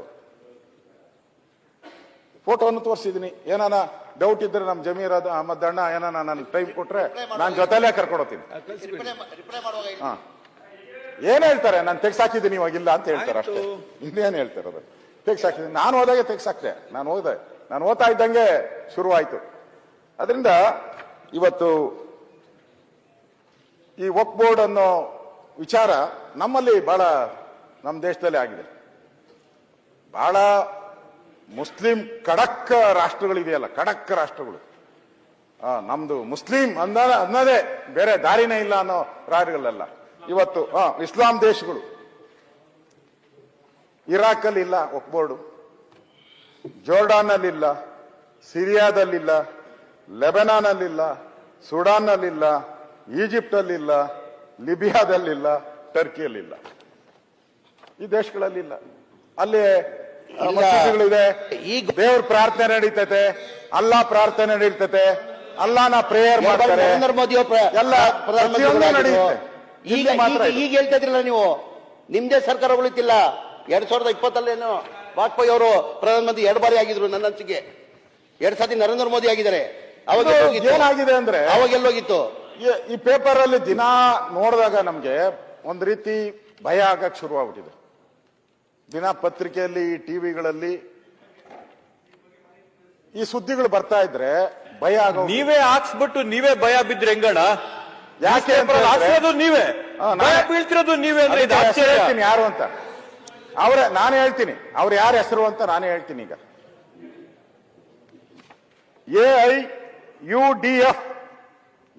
AIUDF ಮುಖ್ಯಸ್ಥ ಸಂಸತ್ ಸದಸ್ಯ ಬದ್ರುದ್ದೀನ್ ಅಜ್ಮಲ್ ಸಂವಿಧಾನವನ್ನ ಎತ್ತಿ ಹಿಡಿಯುವಂತ ದೆಹಲಿಯ ಪಾರ್ಲಿಮೆಂಟ್ ಭವನ ನಮ್ಮದು ಅಂತೇಳಿ ಎಲೆಕ್ಟ್ರಾನಿಕ್ ಮೀಡಿಯಾದಲ್ಲೂ ಹೇಳಿದ್ದಾರೆ, ಪ್ರಿಂಟ್ ಮೀಡಿಯಾದಲ್ಲೂ ಹೇಳಿದ್ದಾರೆ. ಈಗ ನಮ್ಮ ಸ್ಟೇಟ್ ಏನ್ ಸಮಸ್ಯೆ? ಅಲ್ಲ ಅವ್ರು ಕೇಳಿದ್ರಲ್ಲ. ಆಮೇಲೆ ಮೌಲಾನಾ ಅಬುದಾಬಿ ರೆಹಮಾನ್ ನ್ಯಾಯಾಲಯದ ಮಾತನ್ನ ನಾವು ಕೇಳಲ್ಲ, ಸಂಸತ್ ನಿಮ್ಮದಾದರೆ ರಸ್ತೆಗಳೆಲ್ಲ ನಮ್ಮದು ಅಂತ ಹೇಳಿದ್ದಾರೆ. ಮಂತ್ರಾಲಯನೂ ಹಾಗೆ ಹೇಳಿದ್ರು ಸರ್. ಅದು ಮಂತ್ರಾಲಯಕ್ಕೂ ಬಿಡಿ, ಅದಿರ್ಲಿ. ಇನ್ ಕರ್ನಾಟಕ ಕೇಳೋಣ. ಅವ್ರು ಕರ್ನಾಟಕ ಅಂದ್ರೆ ನೀವು ಕರ್ನಾಟಕದ ವಕ್ಫ್ ಬೋರ್ಡಿನ ಮಾಜಿ ಅಧ್ಯಕ್ಷ ಶಫೀಸಾ ಆದಿ, ನನ್ನ ಸ್ನೇಹಿತ ಸಾಬ್ರು, ನನ್ನ ಸ್ನೇಹಿತ. ಅರ್ಥ ಆಯ್ತು. ವಿಧಾನಸೌಧ, ವಿಕಾಸಸೌಧ, ಉದ್ಯೋಗ ಸೌಧ, ಇದ್ರ ಸುತ್ತಮುತ್ತ ಇರೋದೆಲ್ಲನೂ ಕೂಡ ವಕ್ಫ್ ಬೋರ್ಡ್ ಅಂತ ಹೇಳಿದ್ರು. ಯಾರು? ವಕ್ಫ್ ಬೋರ್ಡಿನ ಅಧ್ಯಕ್ಷ ಶಾಫಿ ಸಾದಿ ಅವ್ರನ್ನ ಬಿಜೆಪಿ ಸರ್ಕಾರ ಇರುವಾಗಲೇ ಮಾಡಿದ್ದು. ಯಾರು ಮಾಡಿದ್ದು? ಅವಾಗ ಹೇಳಿದ್ರಲ್ಲ, ಏನ್ ಮಾಡ್ತಾ ಇದ್ರು? ಲಡ್ಡು ತಿಂತ ಇದ್ರ ನೀವು? ಅವ್ರು ನೀವೇ ಚೇರ್ಮನ್ ಮಾಡಿದ್ರು, ಲಡ್ಡು ಕುತ್ಕೊಂಡು ತಿಂತಿದ್ರ? ಅವ್ರು ಹೇಳಿಕೆ ಕೊಟ್ಟಿಲ್ಲ. ಯಾರಾದ್ರೂ ಅಷ್ಟೇ ಲಡ್ಡು ಕುತ್ಕೊಂಡು ಕೂತಿದ್ರ? ಅಲ್ಲಿದ್ರು ಅಷ್ಟೇ. ಇಲ್ಲ, ನೀವೇ ಮಾಡಿ ಚೇರ್ಮನ್ ಅವ್ರನ್ನ. ನಿಮ್ ಬಿಜೆಪಿ ಸರ್ಕಾರದಲ್ಲಿ ಆಗಿರೋದು. ಅವ್ರು ಹೇಳಿರೋದು ಇವಾಗ ಇವಾಗಿಲ್ಲ, ತೆಗಿರಿ. ದಾಖಲೆ ತೆಗಿರಿ ಅಶೋಕ್ ಅವರೇ. ಆಯ್ತು, ನೀವು ಮಾಡಿದ ಚೇರ್ಮನ್ ಅವ್ರನ್ನ, ನಿಮ್ಮ ಅಧ್ಯಕ್ಷರು ನಾವು ಆಯ್ತು ಸ್ವಾಮಿ, ನಿಮ್ದೇ ಸರ್ಕಾರ ನೀವೇ ಚೇರ್ಮನ್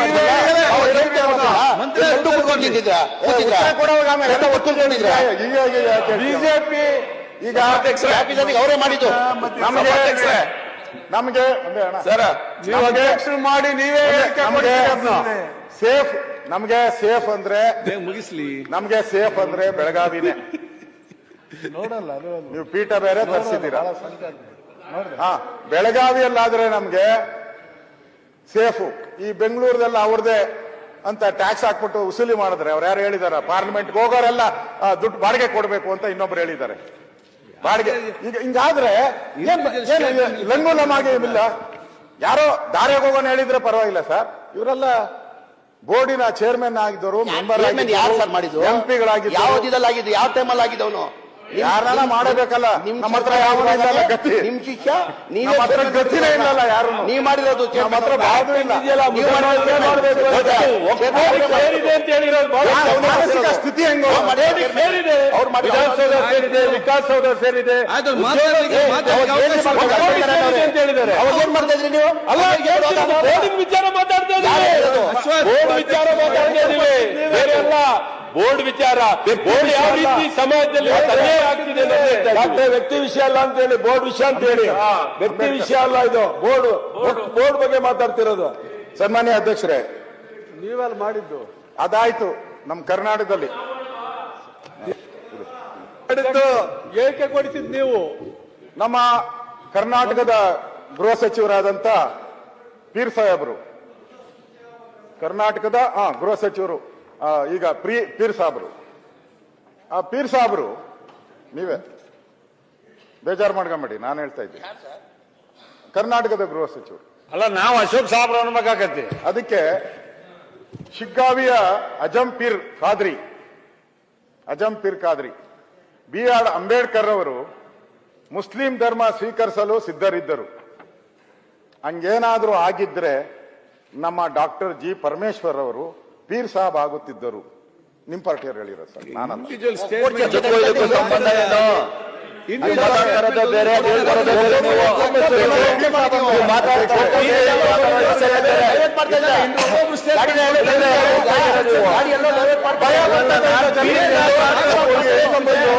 ಭಯ ಬರ್ತದೆ ಇಲ್ಲ ಮಾಡಬೇಕು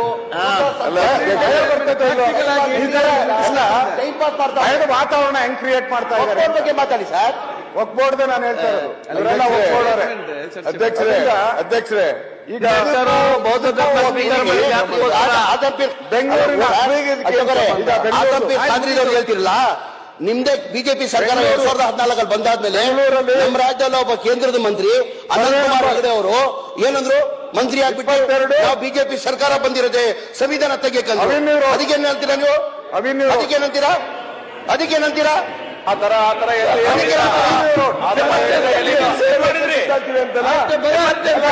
ಸಂವಿಧಾನ ಬದಲಾವಣೆ ನಾನು ನಮ್ಮ ಗೌರವಾನ್ವಿತ ಮಂತ್ರಿಗಳ ಹತ್ರ ವಿನಂತಿ ಮಾಡ್ತೀನಿ, ಇದನ್ನ ದಯವಿಟ್ಟು ಬೇಗ ಚೇಂಜ್ ಮಾಡಿಸ್ಕೊಡ್ರಿ. ಬೆಂಗಳೂರಿನ ಸರ್ವೆ ನಂಬರ್ 22ರಲ್ಲಿ 172 ಎಕರೆ avenue road, town hall, city market ಇದು ನಮ್ಮದು ಅಂತ ಹೇಳಿದ್ದಾರೆ. ಅಲ್ಲಿ ಹೋಗಿದ್ದೆ, ಟಿವಿಗೂ ಇಂಟರ್ವ್ಯೂ ಮಾಡಿದ್ರು ಎಲ್ಲ. ಅಲ್ಲೋಗಿ ಬಾವುಟ ಹಾರಿಸ್ತಾರಂತೆ. ಮನೆಯಲ್ಲಿ ಇರೋರಿಗೆ ಗಲಾಟೆ ಮಾಡ್ತಾವ್ರಿ. ಇವಕ್ಕೂ ಬಂದು ಗಲಾಟೆ ಮಾಡ್ತಾರೆ, ಸರ್ ಕಾಪಾಡಿ ಅಂತ. ಅದು ಎಲ್ಲಾ ಟಿವಿನಲ್ಲೂ ಬಂದಿದೆ. ಆ ಟಿವಿ ಕ್ಲಿಪ್ಪಿಂಗ್ಸು ಕಳ್ಸಿಕೊಡ್ತೀನಿ. ಅವ್ರ ತಾತನ ಕಾಲದಿಂದ ಅಲ್ಲೇ ಇದ್ದಾರೆ ಮನೆ. ಸರ್ವೆ ನಂಬರ್ 22, 172 ಎಕರೆ ನಮ್ಮದು ಅಂತ ಹೇಳ್ತಾರೆ. ಹಾ, ಸರ್ವೆ ನಂಬರ್ 22 176. ದಿನೇಶ್ ಓಡೋಟ್ರ ಇಲ್ಲ.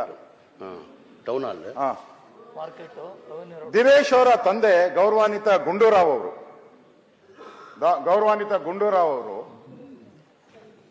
ಅವತ್ತು ಅವರು MLA ಆಗಿದ್ರು, ಮುಖ್ಯಮಂತ್ರಿಗಳಾಗಿದ್ರು. ಕೊಡಗಲ್ಲಿ ಬಡವರಿಗೆ ಹಕ್ಕುಪತ್ರ ಹಂಚಿದ್ರು ಅವರು. ಅವಾಗ ಮುಖ್ಯಮಂತ್ರಿ ಆಗಿದ್ದಾಗ ಬಡವರಿಗೆ ಹಕ್ಕುಪತ್ರ ದಿನೇಶ್ ಅಲ್ಲ ಏನು ಬಡವರಿಗೆ ಹಕ್ಕುಪತ್ರ ಕೊಟ್ರು. ಅವ್ರು ಇವಾಗ ನಮ್ಮ ಮಧ್ಯೆ ಇಲ್ಲ, ಅವರು ತೀರೋಗಿದ್ದಾರೆ. ಈಗ ಅವ್ರಿಗೆ ನೋಟಿಸ್ ಕೊಟ್ಟವ್ರು. ಇದನ್ನು ಚೆಕ್ ಮಾಡ್ಕೊಳ್ಳಿ. ಸುಳ್ಳು ಹೇಳಿದ್ರೆ ಇದನ್ನು ಚೆಕ್ ಮಾಡ್ಕೊಳ್ಳಿ. ಕೊಟ್ಟಿದಾರ ಇಲ್ಲ, ಯಾಕೆ ಕೊಟ್ಟಿದ್ದಾರೆ ಅಂತಲ್ಲ ಚೆಕ್ ಮಾಡಿ. ನ್ಯಾಯನ ಅಧ್ಯಕ್ಷರೇ? ಕಾಂಗ್ರೆಸ್ ಪಾರ್ಟಿಯ ಮುಖ್ಯಮಂತ್ರಿಗಳಾಗಿದ್ದವರು ಅವ್ರ ಹಕ್ಕುಪತ್ರ ಅಶೋಕ್ ಅವರೇ ಯಾಕೆ ಹಿಂಗೆ ಬಹಳಷ್ಟು ಕಡೆ ಮೈಸೂರು ಹೇಳ್ತಾ ಇದ್ರ, ಚಾಮರಾಜನಗರ, ರಾಯಚೂರು, ಗುಲ್ಬರ್ಗ ಹಿಂದಿನ 40-50 ವರ್ಷ ಹಿಂದೆನೆ ಮನೆಗಳು ಕಟ್ಕೊಂಡಿದ್ದಾರೆ. ಬೋರ್ಡ್ ಹಾಸ್ಕೇಲ್ ಮನೆಗಳು ಕಟ್ಕೊಂಡಿದ್ದಾರೆ. ಈಗ ಅವ್ರ ಮನೆ ಖಾಲಿ ಮಾಡಬೇಕು. ನಾನೇ ಸೂಚನೆ ಕೊಟ್ಟಿದ್ದೇನೆ ಅಧಿಕಾರಿಗಳಿಗೆ, ಯಾವ ಬಡವ್ರ ಮನೆಯೂ ಖಾಲಿ ಆಗಂಗಿಲ್ಲ ಅಂತ. ಮನೆ ಮುಖ್ಯಮಂತ್ರಿ ನೇತೃತ್ವದಲ್ಲಿ ಒಂದು ಮೀಟಿಂಗ್ ಮಾಡಿಬಿಟ್ಟು ಅವ್ರನ್ನ ಕೊಡ್ಬೇಕು ತೀರ್ಮಾನ ತಗೊಂತ ಇದ್ವಿ ನಾವು. ಯಾರು ನೀವು ಮಾಡಕ್ಕಾಗಿಲ್ಲ ಕೆಲಸ ನಾವು ಮಾಡ್ತೀವಿ, ನೀವು ಮಾಡಿಲ್ಲ ಕೆಲಸ ನಾವು ಮಾಡ್ತೀವಿ. ನೀವು ಮಾಡಿಲ್ಲ, ಆಲ್ರೆಡಿ ವಾಸ ಮಾಡ್ತಾರೆ 40 ವರ್ಷದಿಂದ. ಮನೆ ಮುಖ್ಯಮಂತ್ರಿ ನೇತೃತ್ವದಲ್ಲಿ ಒಂದು ಮೀಟಿಂಗ್ ಮಾಡಿಬಿಟ್ಟು ಅವ್ರು ಯಾರು ವಾಸ ಮಾಡ್ತಾ ಇದ್ರೆ ಅವ್ರಿಗೆ ಕೊಡ್ಬೇಕಂತ ತೀರ್ಮಾನ ತಗೊಂತೀವಿ ನಾವು. ಒಪ್ಬೋರ್ಡ್ ಮೇಲೆ ಆ ಖಾತೆಯನ್ನು ತೆಗೆದಾಕಿ ನಿಮ್ಗೆ ಖಾತಾ ಮಾಡಿಸ್ಕೊಡ್ತಾರೆ ಬಿಡ್ರಿ. ಒಂದೇ ಒಂದು ಅಡಿ ಜಾಗ ಬಿಡ್ರಿ, ಉಳಿಸ್ತಾರೆ. ಅಪೋಸಿಷನ್ ನೋಡಿಸ್ಕೊಡುತ್ತೆ. ಅಪೋಸಿಷನ್ ಮಾತಾಡುವಾಗ ಸನ್ಮಾನ್ಯ ಅಧ್ಯಕ್ಷರೇ, ಇದು ಅವ್ರಿಗೆ ಅಲ್ಲಿರೋ ಬಡವರಿಗೆ ಆತಂಕದಲ್ಲಿದ್ದಾರೆ. ಇವರು ನೋಟಿಸ್ ವಾಪಸ್ ತೆಗೆಯೋದ್ರಿಂದ ಏನೂ ಆಗಲ್ಲ. ಯಾಕಂದ್ರೆ ಇವರು ಹೇಳಿದಾರಲ್ಲ 1 ಲಕ್ಷ ಚಿಲ್ಲರೆ ಅಲ್ಲೂ ವಾಪಸ್ ತೆಗಿಬೇಕು. ಅವ್ರ ಗೆಜೆಟ್ ಅಲ್ಲಿ ಇದೆಯಲ್ಲ, ಅವ್ರದ್ದು ಗೆಜೆಟ್ ಅಲ್ಲಿ ಅಲ್ಲಿ ತೆಗಿಬೇಕು. ಅಲ್ಲಿ ತೆಗೆದಾಗ ಇದೆ ರಿಲೀಫ್ ಸಿಗೋದು. ಈಗ ನೋಟಿಸ್ ಕೊಟ್ಟಿದ್ದಾರೆ, ವಿಡ್ರಾ ಮಾಡಿದ್ರೆ ಇನ್ನೊಂದ್ಸರಿ ನೋಟಿಸ್ ಕೊಡ್ಬೋದು. ಕಾನೂನು ಹಂಗಿದೆ, ಕಾನೂನು ಹಂಗೆ ಮಾಡ್ಬಿಟ್ಟಿದ್ದಾರೆ ನೀವು. ತಹಸೀಲ್ದಾರು DC-ಗೆ ಬೇರೆ ದಾರಿನೇ ಇಲ್ಲ. ಅವ್ರಿಗೇನ್ ದಾರಿ ಇದೆ ಪಾಪ? ವಕ್ಫ್ ಬೋರ್ಡ್ ಅಂದ್ರೆ ಸುಪ್ರೀಂ ಅಂತ ಹೇಳಿದ್ದಾರೆ ಅವ್ರಿಗೆ. ಯಾವ ಕೋರ್ಟ್ಗೂ ಹೋಗಂಗಿಲ್ಲ. ಕೋರ್ಟ್ಗೆ ಹೋದ್ರು ನಿನ್ನ ಆಸ್ತಿ ಅಂತ ನೀನ್ ಪ್ರೂವ್ ಮಾಡ್ಬೇಕು, ಅವ್ರು ಪ್ರೂವ್ ಮಾಡಂಗಿಲ್ಲ. ಇವತ್ತು ಕೊಪ್ಪಳದಲ್ಲಿ ಪಟ್ಟಣ ಪಂಚಾಯಿತಿ ಈಗ ನಡೀತಾ ಇದೆ ಬಹಳ ವರ್ಷದಿಂದ, ಅದಕ್ಕೂ ನೋಟಿಸ್ ಕೊಟ್ಟವ್ರು. ಕೊಪ್ಪಳದಲ್ಲಿ ದಲಿತರ 10 ಎಕರೆ, ದಲಿತರದ 10 ಎಕರೆ ಅವ್ರಿಗೆ ನೋಟಿಸ್ ಕೊಟ್ಟಿದ್ದಾರೆ. ಇದರಿಂದ ಈಗ ನಾನು ಸುಳ್ಳು ಹೇಳ್ತಾ ಇದ್ದೀನಿ ಅಂತ ಅನ್ಸುತ್ತಾ? ಇಷ್ಟೆಲ್ಲ ನಾನು ದಾಖಲೆಗಳು ಕೊಟ್ಟು ಸರ್ವೆ ನಂಬರ್ ಕೊಟ್ಟು ಹೇಳ್ತಾ ಇದ್ದೀನಿ. ನಾನು ಸುಳ್ಳು ಹೇಳ್ತಾ ಇದ್ದೀನಿ, ನಾನು ಸುಳ್ಳು ಎಲ್ಲ ಹೇಳಿದ್ರು, ಸುಳ್ಳು ಸುಳ್ಳು ಸುಳ್ಳು ಅಂತ. ನಾನು ಸುಳ್ಳು ಹೇಳ್ತಾ ಇದ್ದೀನಾ? ಸರ್ವೆ ನಂಬರ್ ಹೇಳಿದ್ದೀನಿ, ದಾಖಲೆ ಕೊಟ್ಟಿದ್ದೀನಿ, ಊರ ಹೆಸರು ಹೇಳಿದ್ದೀನಿ, ಮನೆ ಹೆಸರು ಹೇಳಿದ್ದೀನಿ. ಸುಳ್ಳು ಸುಳ್ಳು ಸುಳ್ಳು ಅಂದ್ರೆ ಅಲ್ಲ ಅಶೋಕ್ ಅವರೇ, ನೀವು ಸುಳ್ಳು ಹೇಳ್ತಾ ಇಲ್ಲ, ಅಲ್ಲ ಸುಳ್ಳು ಹೇಳ್ತಾ ಇಲ್ಲ ಅಂತ ಹೇಳ್ತಾ ಇದ್ದೀನಲ್ಲ. Yes, it is a fact, it is a fact. ನೀವು ಕರೆಕ್ಟ್ ಆಗಿ ಹೇಳಿದವರು ರಾಯರೆಡ್ಡಿ, ನೀವೊಬ್ಬರೇ ಕರೆಕ್ಟ್.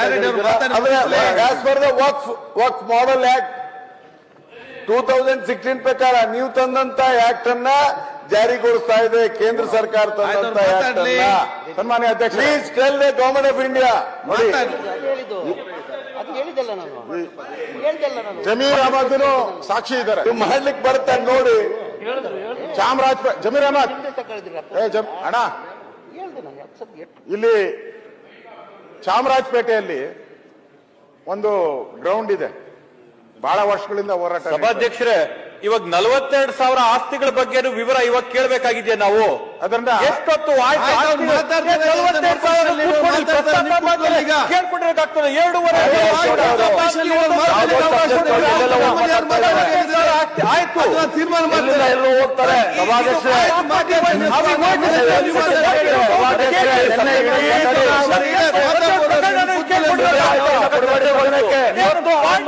ಕನ್ಕ್ಲೂಡ್ ಮಾಡಲಿ.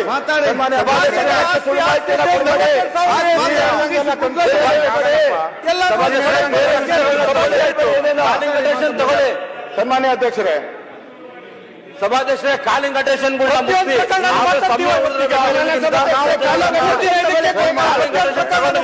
ಅವಕಾಶ ಕೊಡಿ. ವಿರೋಧ ಪಕ್ಷ ನಾಯಕರು ಎಲ್ಲಿಂದ ಎಲ್ಲಿಗೂ ಹೋಗ್ತಾರೆ. ತುಂಬಾ ಸಮಸ್ಯೆಗಳಿದಾವೆ. ಕೂಡ ರೈತರ ಬಗ್ಗೆ ಚರ್ಚೆ ಆಗಲಿಲ್ಲ, ಉತ್ತರ ಕರ್ನಾಟಕ ಸಮಸ್ಯೆಗಳ ಬಗ್ಗೆ ಚರ್ಚೆ ಆಗಲಿಲ್ಲ. ನಿನ್ನೆ ಗೊಂದಲಕ್ಕಿಡಾಗ್ತಿದೆ. ನಾನ್ ರವಿ ಕಾಲಿಂಗ್ ಅಟೆನ್ಷನ್ ತಗೊಳ್ಳಿ ಫಸ್ಟ್. ಬೇಡಪ್ಪ, ಅದು ಯಾರ್ದನ ಆಗ್ಲಿ ಅಂತ ಹೇಳಿ ರಾಷ್ಟ್ರಧ್ವಜ ಆಯ್ತು. ರಹೀಮ್ಖಾನ್ 75 ವರ್ಷ ಅಲ್ಲಿ ರಾಷ್ಟ್ರಧ್ವಜ ಆರ್ಸಕ್ ಬಿಟ್ಟಿರ್ಲಿಲ್ಲ. 75 ವರ್ಷ ರಾಷ್ಟ್ರಧ್ವಜ ಆರ್ಸಕ್ ತೀರ್ಮಾನ ಮಾಡಿರಲಿಲ್ಲ. ನಾನು ರೆವಿನ್ಯೂ ಮಿನಿಸ್ಟರ್ ಆಗಿದ್ದಾಗ ಅದನ್ನ ಲೋಕಲ್ MLA ಇಟ್ಕೊಂಡು ಅಲ್ಲಿ ರಾಷ್ಟ್ರಧ್ವಜನೂ ಆರಿಸಿದೆ. ನಾನು ಹೇಳುವಂಥದ್ದು, ಈ ತರ ನೀವು ಮೈದಾನಗಳು ಎಲ್ಲನೂ ನಮ್ಮದೇ ಅಂತ ಹೇಳಿದ್ರೆ ಇದರಿಂದ ರಾಜ್ಯದ ಜನತೆಗೆ ಏನು ಸಂದೇಶಗಳನ್ನ ನಾವು ಕೊಡ್ತೀರಿ? ಒಂದ್ ಕೆಲಸ ಮಾಡೋ, ಅದೇ ರೀತಿ 2016ರಲ್ಲಿ ಒಂದ್ ಕೆಲಸ ಮಾಡೋ ಸರ್ ಅಶೋಕ್ ಸರ್, ಉತ್ತರ ಕೊಡಕ್ಕೆ ನಾವು ನೀವು ಕೂತ್ಕೊಳ್ಳುವ, ಯತ್ನಾಳ್ ಸರ್ಗೂ ಕರ್ಕೊಡಿ, ವಿಜೇಂದ್ರ ಅವ್ರನ್ನ ಕರ್ಕೊಳ್ಳಿ, ನಾವು ಕೂತ್ಕೊಳ್ಳುವ, ಅದು ದಾಖಲೆ ಕೊಡಿ ಮುಂದೆ ನನಗೆ. ನಾನು ಯಾವತ್ತು ಈಗ ನೀವು ಚಾಮರಾಜಪೇಟೆ ಈದ್ಗಾ ಮೈದಾನ ಅಂತ ಹೇಳ್ರಿ, ಸುಪ್ರೀಂ ಕೋರ್ಟ್ ಅಲ್ಲಿ ಸುಪ್ರೀಂ ಕೋರ್ಟ್ ಅಲ್ಲಿ ಇದೆಯೋ ಇಲ್ಲದು? ಸುಪ್ರೀಂ ಕೋರ್ಟ್ ಅಲ್ಲಿ ಏನಂದ್ರು? ಸುಪ್ರೀಂ ಕೋರ್ಟ್ ಅಲ್ಲಿ ಏನಂದ್ರು? ಯಾವಾಗ ಆಗಿರೋದು ಈದ್ಗಾ ಮೈದಾನ ಯಾವಾಗ ಆಗಿರೋದು? 200 ವರ್ಷ ಹಿಂದೆ. ಇವಾಗ ನೆನ್ನೆ ಮೊನ್ನೆ ಆಗ್ಲಿಲ್ಲ, 200 ವರ್ಷ ಹಿಂದೆ ಇರೋದು. ಅದಕ್ಕೆ ವಕ್ಫ್ ಬೋರ್ಡ್ ಅಂತ ಇದ್ದಿದ್ದಕ್ಕೆ ನೋಟಿಸ್ಗಳು ಕೊಡೋದು. ಸುಮ್ ಯಾವ ನೋಟಿಸ್ ಕೊಡಲ್ಲ. ಯಾವ್ದನ್ನ ಆತರ ಕೊಟ್ರೆ ಕೊಡಿ, ನೆನ್ನೆ ನಾನು ಹೇಳಿದ್ದೀನಿ, ನಾನು ಮೇಲ್ಮನೆಯಲ್ಲಿ ಹೇಳಿದ್ದೀನಿ, ನಾನು ಯಾವ್ದನ್ನ ದೇವಸ್ಥಾನಗಳಿಗೆಲ್ಲ ನೋಟಿಸ್ ಕೊಟ್ಬಿಟ್ರೆ ಯಾವ ದೇವಸ್ಥಾನಗಳು ತೆಗೆಯೋದು ಪ್ರಶ್ನೆನೇ ಬರಲ್ಲ. ವಕ್ಫ್ ಬೋರ್ಡ್ ಇದ್ದು ತೆಗಿಯಕ್ ಬರಲ್ಲ. ನಿಮ್ಮಂಗ್ ನಾವೆಲ್ಲ ನೀವು 200 ವರ್ಷ ಹಿಂದೆ ಮಸ್ಜಿದಿ ಕಟ್ಟಿರೋದು ಅದ್ರಲ್ಲಿ ಲಿಂಗಾಯತಿ ಅಂತ ಹುಡ್ಕೊಂಡು ಹೋಗ್ತಿರಲ್ಲ, ನಾವು ಮಾಡಲ್ಲ. ಆ ದೇವಸ್ಥಾನ ಕಟ್ಟಿದ್ರೆ ವಕ್ಫ್ ಆಸ್ತಿಯಲ್ಲಿ ಅದು ದೇವಸ್ಥಾನನೇ. ಆ ದೇವಸ್ಥಾನದಿಂದ ಯಾರು ತೆಗೆಯಕ್ ಸಾಧ್ಯ ಇಲ್ಲ. ಓಕೆ, ಇವ್ರು ಹೇಳಿದ್ರೆ ಏನೂ ಆಗಲ್ಲ. ಅವ್ರು ಹೇಳಿದ್ರೆ ಏನೂ ಆಗಲ್ಲ, ಅವ್ರಿಗೇನು ರೈಟ್ಸ್ ಇಲ್ಲ. ತೋರಿಸಿ ನಾವು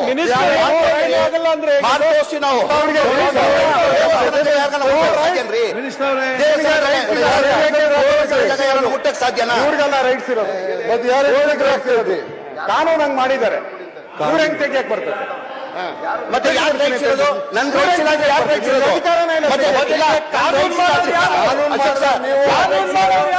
ಈಗ ರೈಟ್ಸ್ ಇಲ್ಲ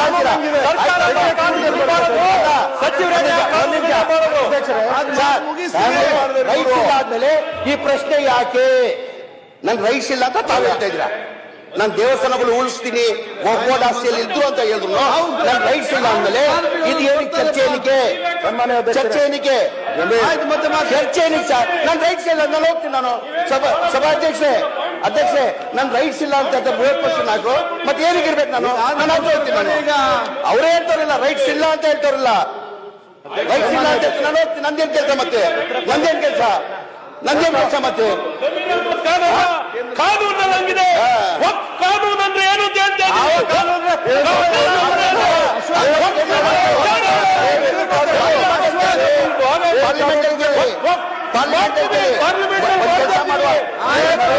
ಬಿಜೆಪಿ ಸರ್ಕಾರದಲ್ಲಿ ನಮ್ಮ ಪಕ್ಷಕ್ಕೆ ಬನ್ನಿ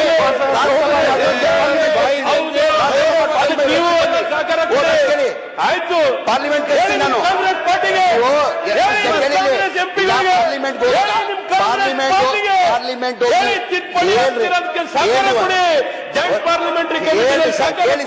ಇದನ್ನು ಸರಿ ಮಾಡಿ ಸರಿ ಇಲ್ಲ ಕಾನೂನು ಸರಿ ಇಲ್ಲ ಅಂತ ಹೇಳಿ ಸರಿ ಮಾಡಿ ಅಂತ ಹೇಳಿ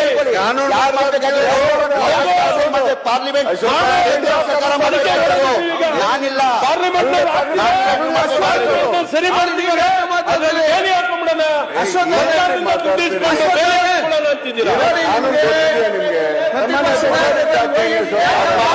ನೀವು ಉತ್ತರ ಕೊಡ್ತಾ ಹೇಳ್ರಿ ಅವ್ರು ಮಾತಾಡ ನೀವ್ಯಾಕೆ ಮಾತಾಡ್ತೀರಿ ಅವ್ರು ಮಾತಾಡ್ತಾರೆ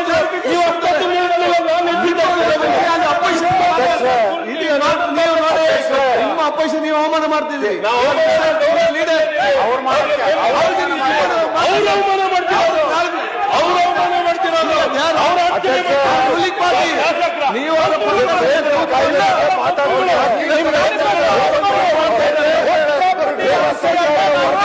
ಪ್ರೊಟೆಕ್ಟ್ ಮಾಡ್ತೀವಿ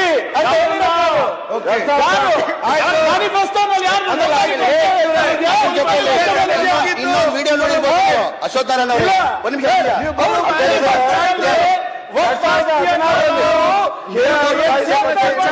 ಹೇಳ್ತಾರೆ ಮಾಡಿದ್ರಿ ನಿಮ್ಮ ಚರ್ಚೆ ಆಯ್ತು ಅದು ಇಲ್ಲ ಚರ್ಚೆ ಆಯ್ತು ಚರ್ಚೆ ಆಯ್ತು ಚೀಫ್ ಸೆಕ್ರೆಟರಿ ಅವರು ಹೇಳಿ ಅಧ್ಯಕ್ಷರೇ ಅದು ಹೇಳೋದಿಲ್ಲ ಮುಂಚೆ ಚರ್ಚೆ ಆಯ್ತು ಸನ್ಮಾನ್ಯ ಅಧ್ಯಕ್ಷರೇ ಒಂದು ಮಾತಾಡ್ತಾರಲ್ಲ ವಕ್ಫ್ ಚೇಂಜ್ ಮಾಡ್ಬೇಕು ಹಂಗ್ ಮಾಡ್ಬೇಕು ಅಂತ ನಮ್ಗಿಲ್ಲ ಪವರ್ ಕೇಂದ್ರ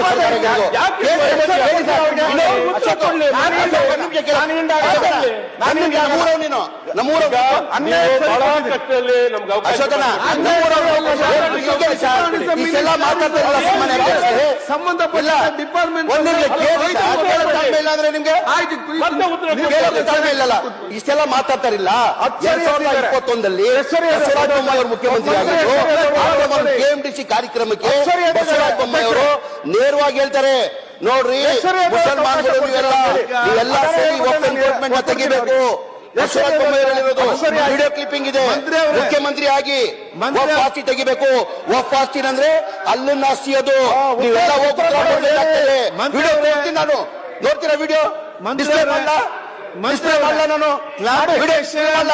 ಮುಖ್ಯಮಂತ್ರಿಯಾಗಿ 2021 ಯಾರನ್ನ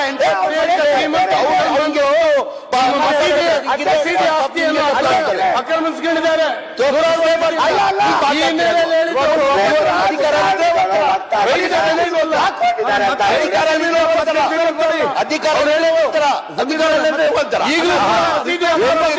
ಒಂಥರ ಡ್ರಾಮಾ ಕಂಪನಿ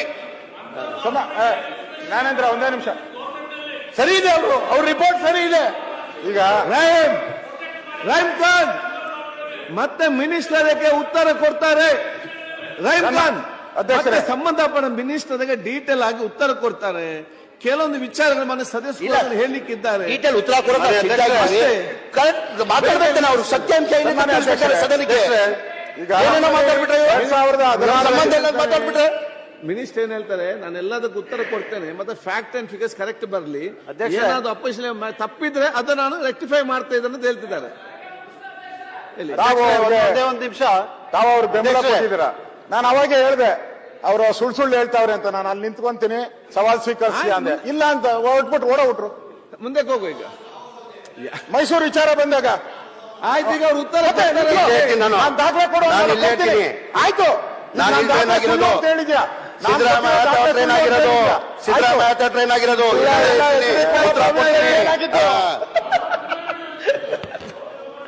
ಅಲ್ಲಿದ್ದು ಫೇಲ್ ಆಯ್ತು, ನಾನು ದಾಖಲೆ ಕೊಡ್ತೀನಿ ಅಂದಿದ್ದೆ ಉಲ್ಟಾ ಸಬ್ಜೆಕ್ಟ್ ಬನ್ನಿ. ಅಧ್ಯಕ್ಷ ಒಂದ್ ನಿಮಿಷ ಅಧ್ಯಕ್ಷ 2016ರಲ್ಲಿ ಒಂದೇ ಒಂದ್ ನಿಮಿಷ ಅಲ್ಲ ಕಂದಾಯ ಇಲಾಖೆ ವಿರೋಧ ಚೀಫ್ ಪಕ್ಷದ ಸೆಕ್ರೆಟರಿ ನಾಯಕರು ಅವರು ಪದೇ ಪದೇ ಕಾನೂನಿನ ಉಲ್ಲೇಖ ಕಾನೂನು ಅರ್ಜಿಗಳು ಸ್ವೀಕೃತವಾದ ಸಂಬಂಧದಲ್ಲಿ ಕಾನೂನಿನಲ್ಲಿ ಯಾವುದೋ ಒಂದನ್ನು ಅಧಿಕಾರಿಗಳು ತಹಸೀಲ್ದಾರ್ ಅವರು ಸದನದ ಅದರೇ ದಾಖಲೆಗಳನ್ನು ದಾರಿ ಪರಿಶೀಲಿಸಿ ಸದನದ ದಾರಿ ತಪ್ಪುವಂತ ಕೆಲಸ ಬರುವುದನ್ನು ಖಚಿತಪಡಿಸಿಕೊಂಡು ಒಕ್ಕೂಟದ ಹೆಸರಿನ ಮುಂದೆ ಒಕ್ಕಾಸ್ತಿ ಎಂಬ ಪಾಣಿ ಅಂಕಣದಲ್ಲಿ ಕಾಲಂ 9ರಲ್ಲಿ ನಮೂದಿಸಲು ತ್ವರಿತಗತಿಯಲ್ಲಿ ಕ್ರಮ ವಹಿಸಬೇಕೆಂದು ಈ ಮೂಲಕ ಕೋರಲಾಗಿದೆ ಚೀಫ್ ಸೆಕ್ರೆಟರಿ ಅವರು. ಇವರು ಲೆಟರ್ ಕೊಡ್ತಾರೆ ಬೇಗ ಮಾಡಿ ಅಂತೇಳಿ. ಅದಾದ್ಮೇಲೆ ಮತ್ತೆ ಡಾಕ್ಟರ್ ಯಾರ ಕಾಲದಲ್ಲಿ ಹೇಳ್ಬೇಕದು? ಕಂದಾಯ ಇಲಾಖೆಯಲ್ಲಿ ಯಡಿಯೂರಪ್ಪ ಕೇಳಿ ರಿಪ್ರೈಸಲ್ ಮಾಡ್ಬೇಕು. ಏಕ್ ಮಿನಿಟ್ ಬಾಯ್ತು ಅಶೋಕ್ ಸನ್ಮಾನ್ಯ ಯಡಿಯೂರಪ್ಪನವರು ಮುಖ್ಯಮಂತ್ರಿ ಇವಾಗ ಮಾಹಿತಿ ಕಾರ್ಯದರ್ಶಿಗಳು ಹೊರಡಿಸಿದ್ದಾರೆ ತಂತ್ರಾಂಶದಲ್ಲಿ ಇಡಬೇಕಾಗಿದೆ. ಅಧ್ಯಕ್ಷೆ ಪ್ಲೀಸ್ ನೋಟಿ ಯಡಿಯೂರಪ್ಪ ಮುಖ್ಯಮಂತ್ರಿ ಇದ್ದಾಗ ಹೊರಡಿಸಿದ ಕಾಪಿ ಕೊಟ್ಟಿದ್ದಾರೆ, ಈ ಆದೇಶ ಕೊಟ್ಟಿದ್ದಾರೆ. ಅಂದ್ರೆ ಮುಖ್ಯಮಂತ್ರಿಗಳು ನಾವ್ ಯಾವ್ದು ನೋಟಿಸ್ ಕೊಡಲ್ಲ ಅಂತ ಹೇಳಿದ ಮೇಲೂ ಕೂಡ ಸರ್ಕಾರ ಚೀಫ್ ಸೆಕ್ರೆಟರಿ ಅವರು ಆದೇಶ ಮಾಡಿರೋ ಪ್ರತಿನೂ ಕೂಡ ಹೇಳಿದ್ದೀನಿ. ಸನ್ಮಾನ್ಯ ಅಧ್ಯಕ್ಷರೇ, ಇಲ್ಲಿ ಜಮೀರ್ ಅಹಮದ್ ಹೇಳಿದ್ರು ನಾನು ಯಾರಿಗೂ ಧಮಕಿ ಹಾಕಿಲ್ಲ ಹಾಗೆ ಹೀಗೆ ಅಂತ ಹೇಳಿದ್ರು. ಈಗ ಇನ್ನೆಷ್ಟು ಎಷ್ಟೊತ್ತು ಬೇಕಾಗ್ತದೆ ಇನ್ನು? ಮುಗಿಸ್ತೀನಿ, ಇನ್ನೊಂದು ಸ್ವಲ್ಪ ಇದೆ ಅಷ್ಟೇ. ಓಕೆ, ಇವರು ನಾವೆಂದು ಇದೆ. ಇವರು ಜಮೀರ್ ಅಹಮದ್ ಖಾನು ಎಲ್ಲಾ ಜಿಲ್ಲೆಗಳಿಗೂ ಹೋಗಿ ಒಕ್ಕ ಅದಾಲತ್ ಮಾಡಿದ್ರು. ಅವ್ರು ಹೇಳಿರೋದು, ನಾನು ಹೋಗಿ ಮುಖ್ಯಮಂತ್ರಿಗೆ ಹೇಳಿದೆ, ಸಾರ್ ಇಷ್ಟೊಂದು ಆಸ್ತಿ ಇದೆ ನಮ್ದು, ಎಲ್ಲ ಲೂಟಿ ಹೊಡೆದ್ಬಿಟ್ಟಿದ್ದಾರೆ, ನಿಮ್ದಲ್ಲ ಸರ್ ಅವ್ರದ್ದು, ಹೊಡೆದ್ಬಿಟ್ಟಿದ್ದಾರೆ ಅಂತ ಹೇಳಿದೆ. ಅದಕ್ಕೆ ಮುಖ್ಯಮಂತ್ರಿ ಜಮೀರ್ ಹೋಗು ಎಲ್ಲ ಇಮಿಡಿಯೇಟ್ ಆಗಿ ಚೇಂಜ್ ಮಾಡಿಸ್ಬಿಟ್ಟು ಬಂದ್ಬಿಡು ಅಂತ ಹೇಳಿದ್ರು. ಚೇಂಜ್ ಮಾಡಿ ಬಂದ್ಬಿಡು ಅಂತ ಸುಳ್ಳು ಸುಳ್ಳು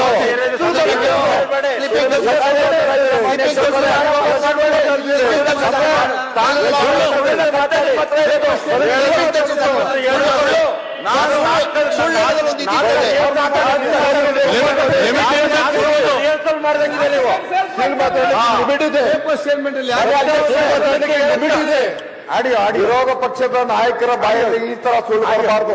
ಎಷ್ಟು ಸುಳ್ಳು ಹೇಳ್ಬಾರ್ದು. ನಾನು ಅಧಿಕಾರಿಗಳ ಸಭೆ ವಿರೋಧ ಪಕ್ಷ ನಾಯಕರು ಹೆಂಗೆ ಸ್ವಾಮಿ? ನಾನು ಒಕ್ಕ ಅದಾಲತ್ ಮಾಡುತ್ತಿರುವುದು ಅಲ್ಲ, ಒಳ್ಳೇದು ಹೇಳಿದ್ದಾರೆ, ಒಳ್ಳೇದು ಹೇಳ್ತೀನಿ, ಕೆಟ್ಟದ್ದಲ್ಲ ಇದು, ನಿನ್ ಪರವಾಗಿದೆ. ನಾನು ಒಕ್ಕ ಅದಾಲತ್ ಮಾಡುತ್ತಿರುವುದು ವೈಯಕ್ತಿಕ ತೀರ್ಮಾನ ಅಲ್ಲ.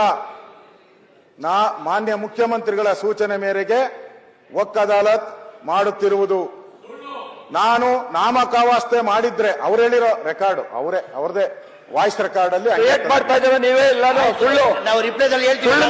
ಮಾಡ್ತಾ ಇದ್ದೀರಾ ಎಲ್ಲ ನೀವೇ. ನಾನು ನಾಮಕಾವಾಸ್ತೆ ಮಾಡ್ತಾರೆ, ಬರ್ತಾರೆ, ಹೋಗ್ತಾರೆ ಅಂತ ನಿಮ್ ತಲೆಯಲ್ಲಿ ಇರ್ಕೂಡುದು.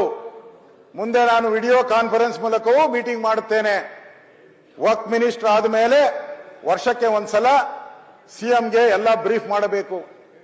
ನಾನು ವರ್ಕ್ ಮಿನಿಸ್ಟರ್ ಆದ್ಮೇಲೆ ಮೀಟಿಂಗ್ ನಲ್ಲಿ ಸಿಎಂಗೆ ಹೇಳಿದೆ, ಇಂತಿಷ್ಟು ಐತೆ, ಇಷ್ಟು ಇರಬೇಕಿತ್ತು, ಇಷ್ಟು ಎನ್ಕ್ರೋಚ್ ಆಗಿದೆ ಅಂತ ಸಿಎಂಗೆ ಎಲ್ಲ ಹೇಳಿದ ಮೇಲೆ ಅವ್ರು ಹೇಳಿದ್ರು, ಎಲ್ಲಾ ಜಿಲ್ಲೆಗಳಿಗೂ ಹೋಗು, ವರ್ಕ್ ಅದಾಲತ್ ಮಾಡಿ ನೋಟಿಸ್ ಕೊಟ್ಟು ವಶಪಡಿಸಿಕೊಳ್ಳಿ ಎಂದು ಸೂಚನೆ ಕೊಟ್ಟು ಅದಕ್ಕಾಗಿ ಬಂದಿದ್ದೀನಿ. ನನ್ನ ಇಲಾಖೆ ಮೀಟಿಂಗ್ ಅಲ್ಲ, ಮಾನ್ಯ ಮುಖ್ಯಮಂತ್ರಿಗಳಿಗೆ ನಾನು ಮಾಹಿತಿ ಕೊಡಬೇಕು. ಆಡಿಯೋ ನಾನು ಮಾನ್ಯ ಮುಖ್ಯಮಂತ್ರಿಗಳಿದ್ದಾರೆ, ಎಲ್ಲಾ ಜಿಲ್ಲೆಗೆ ಹೋಗು ಮಾಡಂತಿಲ್ಲ. ಅದು ಮುಖ್ಯಮಂತ್ರಿ ರಿವ್ಯೂ ಮೀಟಿಂಗ್ ಹೇಳಿ ಕೇಳಿ ಸರ್. ಕೇಳಕ್ಕೆ ತಯಾರಿಲ್ಲ ಅಂದ್ರೆ ಹೇಳಿ, ನಾನು ಸುಳ್ಳಿದ್ರೆ ಸ್ವಲ್ಪ ಅಶೋಕ್ ಅವರೇ ನಾನು ಏನ್ ಹೇಳಿದ್ದೀನಿ ಕೇಳಿ. ನಾನು ಏನ್ ಹೇಳಿದೆ ಅಂದ್ರೆ ಅಧಿಕಾರಿ ಮೀಟಿಂಗ್ಗಳಲ್ಲಿ ಕೇಳಿ ಸರ್, ಅವ್ರು ಕೊಳ್ಳ ನಾನು ಹೇಳ್ತಾ ಇಲ್ವಾ, ನಾನು ಹೇಳಕ್ ಕೇಳಿ, ನಾನು ಹೇಳಕ್ ಕೇಳಿ ಸ್ವಲ್ಪ. ನಾಮ್ ಕೆ ವಾಸ್ತೆ ಅಂತ ಮಾಡ್ತಾ ಇಲ್ಲ. ಮಾನ್ಯ ಮುಖ್ಯಮಂತ್ರಿಗಳು ರಿವ್ಯೂ ಮೀಟಿಂಗ್ ಮಾಡಿದ್ರು, ರಿವ್ಯೂ ಮೀಟಿಂಗ್ ಅಲ್ಲಿ ಮಾನ್ಯ ಮುಖ್ಯಮಂತ್ರಿ ಅಂತ ಮುಖ್ಯಮಂತ್ರಿ ಗಮನಕ್ಕೆ ತಂದಿದ್ದೆ ಅಂತ ಹೇಳಿದ್ ನಾನು. ಮುಖ್ಯ ಇಲ್ಲ, ಮುಖ್ಯಮಂತ್ರಿ ಸೂಚನೆ ಮೇಲೆ ನೀನ್ ಎಲ್ಲಾ ಕಡೆ ಹೋಗು, ಎಲ್ಲಾ ಕಡೆ ಮಾಡು ಅಂತ ಹೇಳಿದ್ರು. ಆಯ್ತು, ಮುಖ್ಯಮಂತ್ರಿಗಳು ಆದೇಶ ಮಾಡಿದ್ರೆ ತಪ್ಪಿಲ್ಲ. ಮಾಡಿದ್ದಾರೆ. Good job. ಇಲ್ಲಿಗೆ ನಿಂತಿದ್ರೆ ನಮ್ದೇನ್ ಅಬ್ಜೆಕ್ಷನ್ ಇರ್ಲಿಲ್ಲ. ಇಲ್ಲಿಗೆ ನಿಂತಿದ್ರೆ ನಮ್ದೇನ್ ಅಬ್ಜೆಕ್ಷನ್ ಇರ್ಲಿಲ್ಲ. ಈಗ ಅವರು ಅರಣ್ಯ ಇಲಾಖೆಗೂ ಹೊರಟೋಗ್ಬಿಟ್ಟಿದ್ದಾರೆ. ಅರಣ್ಯ ಇಲಾಖೆ ಸುಪ್ರೀಂ ಕೋರ್ಟ್ ಹೇಳಿದೆ, ಒನ್ಸ್ ಫಾರೆಸ್ಟ್ ಆಲ್ವೇಸ್ ಫಾರೆಸ್ಟ್. ಅವ್ರು ಹೇಳಿರೋದು once A forest always A forest. ನೋಡಿ, ಕೋರ್ಟ್ ತೀರ್ಪು. ಹೋಗ್ಬಿಟ್ರು ನೋಡಿ. ಮುಖ್ಯ ನ್ಯಾಯಮೂರ್ತಿಗಳಾದ ಮೆಟೀರಿಯಲ್ ಇಲ್ಲ, ಡೈರೆಕ್ಟ್ ಫಾರೆಸ್ಟ್ ಹೋದ್ರು. ಮೆಟೀರಿಯಲ್ ಇಲ್ಲ. ಮೆಟೀರಿಯಲ್ ಇಲ್ಲ.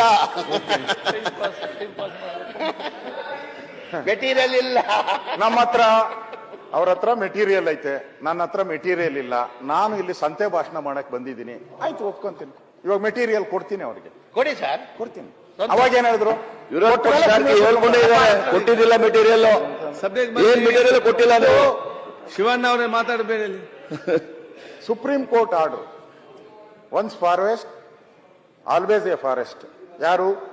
ಸನ್ಮಾನ್ಯ ಓಕಾ ಅವರು ಮತ್ತು CT ರವಿಕುಮಾರ್ ಅವರ ಪೀಠ, ಸಿವಿಲ್ ಹಕ್ಕುಗಳಿಗಿಂತ ಪರಿಸರ ಮುಖ್ಯ, ಸಿವಿಲ್ ಹಕ್ಕುಗಳಿಗಿಂತ ಪರಿಸರ ಮುಖ್ಯ. ಡಿನೋಟಿಫೈ ಆಗದ ಹೊರತು ಒಮ್ಮೆ ಅರಣ್ಯ ಭೂಮಿ ಆಗಿದ್ದರೆ ಅದು ಎಂದೆಂದಿಗೂ ಅರಣ್ಯ ಭೂಮಿ. ಇದನ್ನ ಸುಪ್ರೀಂ ಕೋರ್ಟ್ ಆದೇಶ ಮಾಡಿದೆ. ಸನ್ಮಾನ್ಯ ಅಧ್ಯಕ್ಷರೇ, ಅವರು ನಮ್ಮ ಬಹಳ ದಾಖಲೆ ಕೇಳಿದ್ರು. ಉತ್ತರ ಕನ್ನಡ ಜಿಲ್ಲೆ ಶಿರ್ಸಿ ತಾಲೂಕು ಇಳಸೂರು ಗ್ರಾಮ ಸರ್ವೆ ನಂಬರ್ 40 ಮೀಸಲು ಅರಣ್ಯ ಅತಿಕ್ರಮಣ ನಾಮಫಲಕ ಹಾಕಿರುವುದು. ದಾಖಲೆ ಕೇಳಿದ್ರು, ದಾಖಲೆ ಕೊಟ್ಟಿದೆ. ಸ್ವಾಮಿ, ಅದನ್ನ ಕೊಟ್ಟರೆ ಯಾರು? ಯಾವ ಸರ್ಕಾರದಲ್ಲಿ ಕೊಟ್ಟದ್ದು? ದಾಖಲೆ ಇಲ್ಲ. ಮೊನ್ನೆ ವಿರೋಧ ಪಕ್ಷ ನಾಯಕರೇ ಆಮೇಲೆ ಅದನ್ನ ಕೊಟ್ಟರೆ ಯಾರು? ತೋರಿಸಬೇಕಂತಲ್ಲ, ಕೊಟ್ಟು ಕಳಿಸ್ತಾರೆ. ಇಲ್ಲ ಇಲ್ಲ ಇಲ್ಲ, ಅವರು ಫಾರೆಸ್ಟ್ ಅಂತ ಒಪ್ಕೊಂಡು. ಮೊನ್ನೆ ಅಧ್ಯಕ್ಷರೇ, ಫಾರೆಸ್ಟ್ ದಾಖಲೆ ಕೊಟ್ಟದ್ದು ಕೇಳಿ. ಬೋರ್ಡ್ ಯಾವುದು? ಯಾವ ಬೋರ್ಡ್? ಅಶೋಕ್ ಸರ್, ಈಗ ಹೋಗ್ಕೊಡ್ಬೇಕಾ ನಿಮ್ಗೆ? ಅಲ್ಲ, ಮರ ಗಿಡ ಇದೆ ನೋಡಿ. ಒಂದು ಮರನೂ ಇಲ್ಲ, ಒಂದು ಮರನೂ ಇಲ್ಲ. 50 ಎಕರೆ ಏನೋ ಇರ್ಬೇಕು ಇದು. 50 ಎಕರೆ ಏನು ಸ್ವಾಮಿ? ಕೇಳಿ ಸ್ವಲ್ಪ. ಸರ್ವೆ ನಂಬರ್ 50 ಎಕರೆ. ಹಿಂದಿನ ಸರ್ಕಾರದಲ್ಲಿ ಬಿಜೆಪಿ ಸರ್ಕಾರದಲ್ಲಿ 2.5 ಎಕರೆ ಕೊಟ್ಟಿರುವಂತದ್ದು ಫಾರೆಸ್ಟ್ ಇದೆಯಾ? ಬೊಮ್ಮಾಯಿ ಸಾಹೇಬ್ ಮುಖ್ಯಮಂತ್ರಿ ಇದ್ದಾಗ ಜಮೀನದು. ಡೀಟೇಲ್ಸ್ ಕಳಿಸಿದ್ದಾನೆ. ಅಲ್ಲಲ್ಲ, ಸುಳ್ಳು ಸುಳ್ಳು ಅಂದ್ರಲ್ಲ, ದಾಖಲೆಗಳಿಲ್ಲ, ಸುಳ್ಳು ಸುಳ್ಳು.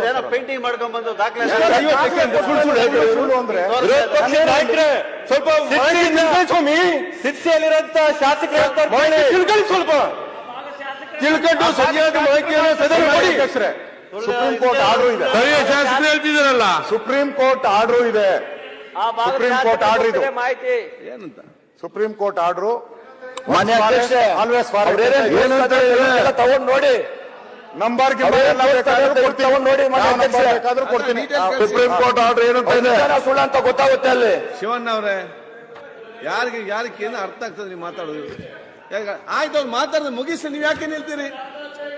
ಆಯ್ತು, ಅವ್ರು ತಗೊಂಡು ದಾಖಲಾತಿದ್ದಾರೆ, ಉತ್ತರ ಕೊಡ್ತಾರೆ. ಆಯ್ತು, ಇವರೇ ಕೊಡಿ, ನಿಮ್ಮ ಅಪೋಸಿಷನ್ ಕೊಡಿ. ಅವ್ರು ಮಾತಾಡಿ, ಅವಮಾನ ಯಾಕೆ ನೀವು ಯಾಕೆ ಅವ್ರು ಇನ್ಸಲ್ಟ್ ಮಾಡ್ತೀರಿ?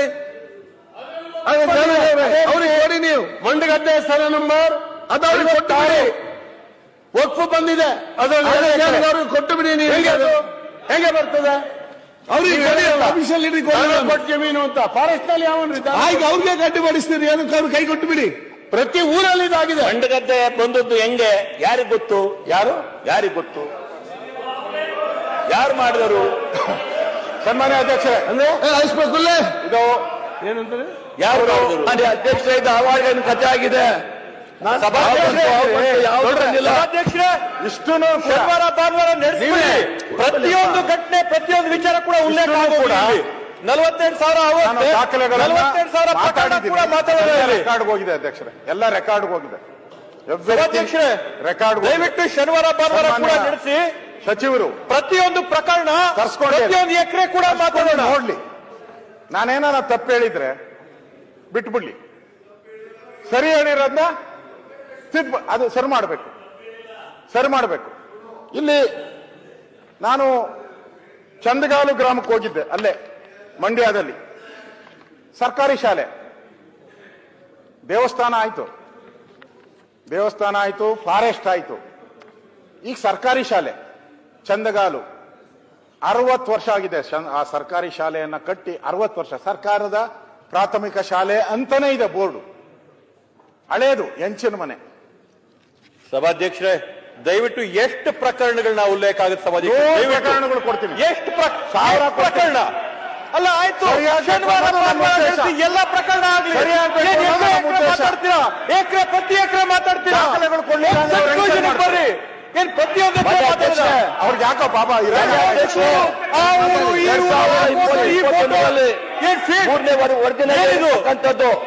ಸರಿ,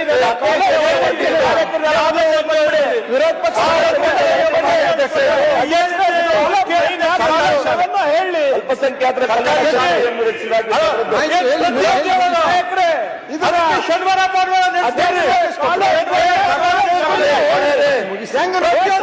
ಚರ್ಚೆ ಆಗೋಗ್ಲಿ, ಜ್ಞಾನ, ಕಾಮನ್ ಸೆನ್ಸ್ ಬೇಡ. ಆ ತಹಸೀಲ್ದಾರ್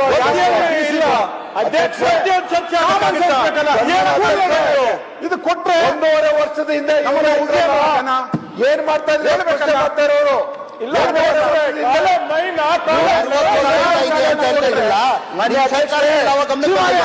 ಸರ್ಕಾರ ನಿಮ್ದೇ ಸರ್ಕಾರ ಇದೆಯಲ್ಲ, ಹೇಳ್ಬೇಕಲ್ಲ. 2020 ಇಲ್ಲ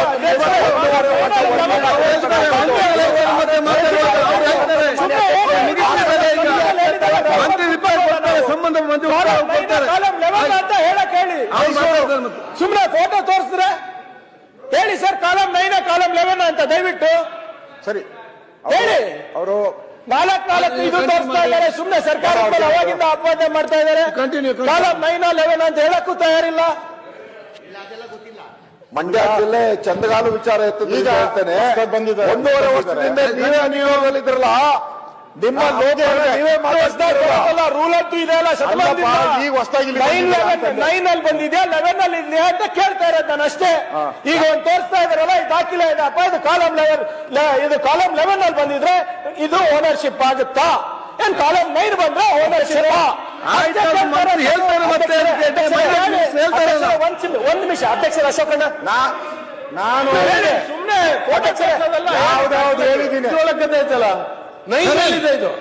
ಇದು ಅಫಿಷಿಯಲ್ ನೋಡಿ, ಅವ್ರ ಮನೆ ಎದ್ದೇಳಲ್ಬೇಡಿ, ಅವ್ರಿಗೆ ಅವಮಾನ 30 ಸೆಕೆಂಡ್ ಅಣ್ಣ, ನೀವು ಮಾತಾಡಿ. ಕಾಲಂ ನಂಬರ್ 11 ಅವ್ರಿಗೆಲ್ಲ ಗೊತ್ತಿದೆ, ನಿಮ್ ಲೀಡರ್ 11 ರೆವಿನ್ಯೂ ಕಾಲಂ 11 ಕಾಲಂ 9 ಗೆ ಡಿಫರೆನ್ಸ್ ಅವ್ರಿಗೆ ಗೊತ್ತಿದೆ, ನೀವೇ ಮಾತಾಡ್ತೀರಾ? ಅವ್ರು ಹೇಳ್ತಾರೆ ಬಿಡಿ. ಯಾಕೆ ರೆವಿನ್ಯೂ ಮಿನಿಸ್ಟರ್ ಇದ್ದಾರೆ, X revenue minister, very responsible describe what is column 9 and column 11 ಅಷ್ಟೇ. ಅದ್ರಲ್ಲಿ ದೊಡ್ಡ ವಿಷಯ ಇದೆ. ಕಾಲಂ ಇದ್ರೆ ನಾವು ನೋಡ್ತೀವಿ, ಕಾಲಂ 11 ಹೇಗೆ ನೀವು ಕ್ಲೇಮ್ ಮಾಡ್ತಾ ಇದ್ರೆ ಅಷ್ಟೇ ಕೇಳ್ತಾ ಇರೋದು. ನೀವು ಮಾತಾಡಿ. ಸನ್ಮಾನ್ಯ ಅಧ್ಯಕ್ಷರೇ, ಸುಳ್ಳು ಹೇಳಿದ್ದಲ್ಲ ಕೇಳ್ಕೊಂಡು ನಲ್ಲಿದ್ರು ತಪ್ಪೆ, 11 ಅಲ್ಲಿದ್ರು ತಪ್ಪೆ, 2ರಲ್ಲಿದ್ರು ತಪ್ಪೆ. ಅದು ಮಂತ್ರಿ ಉತ್ತರ ಕೊಡ್ತಾರೆ, ಅದು ಕೊಡ್ಲಿ. ಅದನ್ನು ನಾನು ಫೋಟೋ ತೋರಿಸಿದ್ರೆ ಏನ್ ಅದ್ರಲ್ಲಿ ಏನೋ ಆಗ್ಬಿಡ್ತೈತ ಅಂತ ಫೋಟೋ ದಾಖಲೆ, ಅಲ್ಲಿ ಸ್ಕೂಲ್ ಇದೆ ಅನ್ನೋದು ಮಾತ್ರ, ಪಾಣಿ ಎಲ್ಲ ಇದೆ ನನ್ನ ಹತ್ರ. ನಾನೇ ಸ್ಪಾಟ್ಗೆ ಹೋಗಿದ್ದೀನಿ, ಸುಮಾರು 2 ಗಂಟೆ ಅಲ್ಲೇ ಇದೆ. ಈಗ ಮಂತ್ರಿ ಒಂದು ಹೇಳಿದ್ದಾರೆ, ಯಾರಿಗೂ ಕೂಡ ಅನ್ಯಾಯ ಆಗ್ಲಿಕ್ಕೆ ಬಿಡುದಿಲ್ಲ ಅಂತೇಳಿ. ಸೊ ನಿಮ್ಮದು ಏನೆಲ್ಲ ಸಮಸ್ಯೆ ಇದೆ ಕೊಡಿ, ಅದನ್ನು ಸರಿಪಡಿಸ್ತಾರೆ. ಇದು ಆರಾಮ್ಸೆ ಇದೆ. ಇದು ಈ ಉತ್ತರ ಅವರು ಒಂದ್ ಲೈನ್ ಅಲ್ಲಿ ಹೇಳ್ಬಿಟ್ರೆ, ಇಲ್ಲಿ ಸಿದ್ದರಾಮಯ್ಯನವರು ಆಪೋಸಿಷನ್ ಲೀಡರ್ ಆಗಿದ್ದಾರಲ್ಲ, ಅವಾಗ ನಾವು ಹಂಗೆ ಒಂದೇ ಉತ್ತರ ಕೊಟ್ಬಿಟ್ಟು ಅವ್ರು ಹೋಗಂಗೆ ಇದ್ದಿದ್ರೆ ನಮ್ದು ಸಮಸ್ಯೆ ಇರಲಿಲ್ಲ. ಅವಾಗ ಏನು ಬಾಗಿಲ್ ಗೀಗಿಲ್ ಎಲ್ಲ ಹೊಡೆದಾಕ್ಬಿಟ್ಟಿದ್ರು. ಅರ್ಥ ಆಯ್ತಲ್ಲ? ಇಲ್ಲಿ ಅಪೋಸಿಷನ್ ಇರೋದು ಸರ್ಕಾರ ಮಾಡುವಂತ ತಪ್ಪುಗಳನ್ನ ಎತ್ತಿ ತೋರ್ಸೋದಕ್ಕೋಸ್ಕರ. ತಪ್ಪು ಮಾಡಿಲ್ಲ ಅಂದ್ರೆ ಈಗ ಯಾಕ ದಿನ 2 ತಿಂಗಳಿಂದ ನಾವೇ ಪತ್ರಿಕೆಯಲ್ಲಿ ಬರೆಸ್ತಾ ಇದ್ದೀರಾ? 2 ತಿಂಗಳಿಂದ ಪತ್ರಿಕೆಯಲ್ಲಿ ನಾವೇ ಬರೆಸ್ತಾ ಇದ್ದೀರಾ? ನೀವೇ ಅಡ್ವರ್ಟೈಸ್ಮೆಂಟ್ ಕೊಡ್ತಾ ನೀವು ಡಬಲ್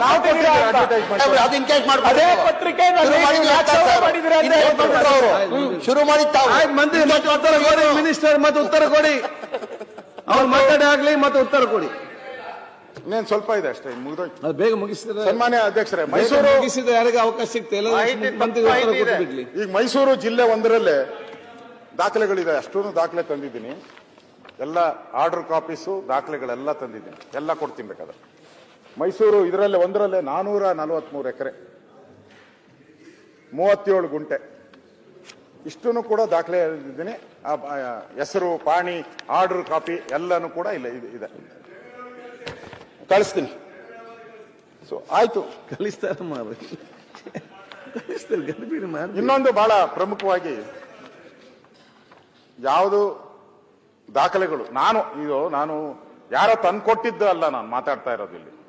ಯಾರೋ ತಂದ್ಕೊಟ್ಬಿಟ್ಟಿದ್ದಾರೆ ನನ್ಗೆ ಗೊತ್ತಿಲ್ಲ ಅಂತ. ನಾನು ಸ್ಪಾಟ್ಗೆ ಹೋಗಿದ್ದೀನಿ, ಸ್ಥಳಕ್ಕೆ ಹೋಗಿದ್ದೀನಿ. ನಾನು ಸ್ಥಳಕ್ಕೆ ಹೋಗಿ ಕೂತು ಅಧಿಕಾರಿಗಳನ್ನ ಕರೆದು ಮಾತಾಡಿ ದಾಖಲೆಗಳು ತಗೊಂಡೇ ಬಂದಿರೋದು ನಾನು. ಇದು ಚಿಕ್ಕಬಳ್ಳಾಪುರ ಜಿಲ್ಲೆ ಕಂದಾವರ ಗ್ರಾಮ, ವಿಶ್ವ ಪ್ರಸಿದ್ಧವಾದಂತ ವಿಶ್ವೇಶ್ವರಯ್ಯನವರು ಓದಿರೋ ಸ್ಕೂಲ್. ಅಲ್ಲಿ 19 ಗುಂಟೆ ಜಮೀನು. ಅಧ್ಯಕ್ಷರೇ, ಚಿಕ್ಕಬಳ್ಳಾಪುರ ವಿಶ್ವೇಶ್ವರಯ್ಯನವರು ಓದಿರೋ ಸ್ಕೂಲು, ನಾವು ಹೋಗಿದ್ದೆ. ಅಲ್ಲಿ 19 ಗುಂಟೆ ಜಮೀನು.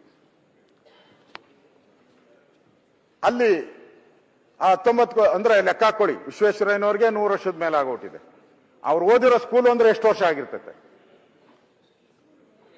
ಅದನ್ನ ವಕ್ಫ್ ಬೋರ್ಡ್ ಅಂತ ಮಾಡ್ಬಿಟ್ಟು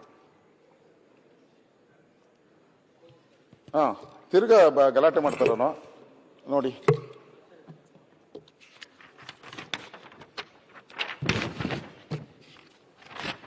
ಸ್ಕೂಲು ವಿಶ್ವೇಶ್ವರ, ಹಳೆಯ ಸ್ಕೂಲು, ಎಂಚಂದು ಓಲ್ಡ್. ಆ ಬಿಲ್ಡಿಂಗು, ಆ ಪಿಲ್ಲರ್ಸು ಎಲ್ಲ ಇದೆ ಇಲ್ಲಿ. ಆ ಸ್ಕೂಲು ಈಗ ಆ ಸ್ಕೂಲ್ ಕಾಂಪೌಂಡ್ ಒಳಗಡೆ, ಅಂದ್ರೆ ಸ್ಕ್ವೇರ್ ಕಾಂಪೌಂಡ್ ಇದೆ. ಆ ಕಾಂಪೌಂಡ್ ಒಳಗಡೆ ಮಸೀದಿ, ಆ ಕಾಂಪೌಂಡ್ ಒಳಗಡೆ ಮಸೀದಿ. ನನ್ನ ಫೋಟೋನು ಇದೆ ಸಾಕ್ಷಿ, ಅದಕ್ಕೆ ಹೋಗಿದ್ದೀನಿ. ಅಲ್ಲಿ ಹಸಿರು ಬಾವುಟ. ಅಲ್ಲಿ ನೋಡಿ ಕೆಳಗಡೆ ಉತ್ತ ಇದೆ. ಆ ಉತ್ತಕ್ಕೆ ಪೂಜೆ ಮಾಡಿದಾರೆಲ್ಲ, ಹಣ್ಣು ಕಾಯಿ ಹೊಡೆದಿರೋ, ಇದು ಹೂವು ಹಾಕಿರೋದು ಎಲ್ಲ. ಆ ಉತ್ತಕ್ಕೆ ಕಾಂಪೌಂಡ್ ಹಾಕ್ಬಿಟ್ಟು ಬಾವುಟ ಹಾಕ್ಬಿಟ್ರು. ಅಂದ್ರೆ ಎಲ್ಲಿ ನಾವು ರಾಷ್ಟ್ರ ಧ್ವಜ ಆರಿಸ್ಬೇಕಾಯ್ತು ಆ ಸ್ಕೂಲು ಒಳಗಡೆ, ಅಲ್ಲಿ ಮಸೀದಿ ಮಾಡಿದ್ದೀರಾ. ವಿಶ್ವೇಶ್ವರಯ್ಯನವರು ಓದಿರೋ ಸ್ಕೂಲು, ಸಾಧ್ಯನಾ? ನಾನು ಅವ್ರಿಗೆ, ಯಾರಲ್ಲಿ ತಹಸೀಲ್ದಾರ್ ಇದ್ನೋ ಅವ್ರಿಗೆ ಚಳಿ ಜ್ವರ ಬಿಡಿಸಿದ್ದೀನಿ. ನಾನು ಬರ್ತಾ ಇದ್ದೀನಿ, ಅಲ್ಲಿ ಬರೋದ್ರೊಳಗಡೆ ತೆಗೆದಾಕ್ಬೇಕು ಅಂತ ಹೇಳಿದೆ. ನೋಡಿ, ಅಷ್ಟು ಅವಾಜ್ಗೆ 2 ದಿನಕ್ಕೆ ಚೇಂಜ್ ಮಾಡ್ಕೊಂಬಂತ ನಾನು ಕೊಟ್ಬಿಟ್ಟ ಪಾಣಿನ.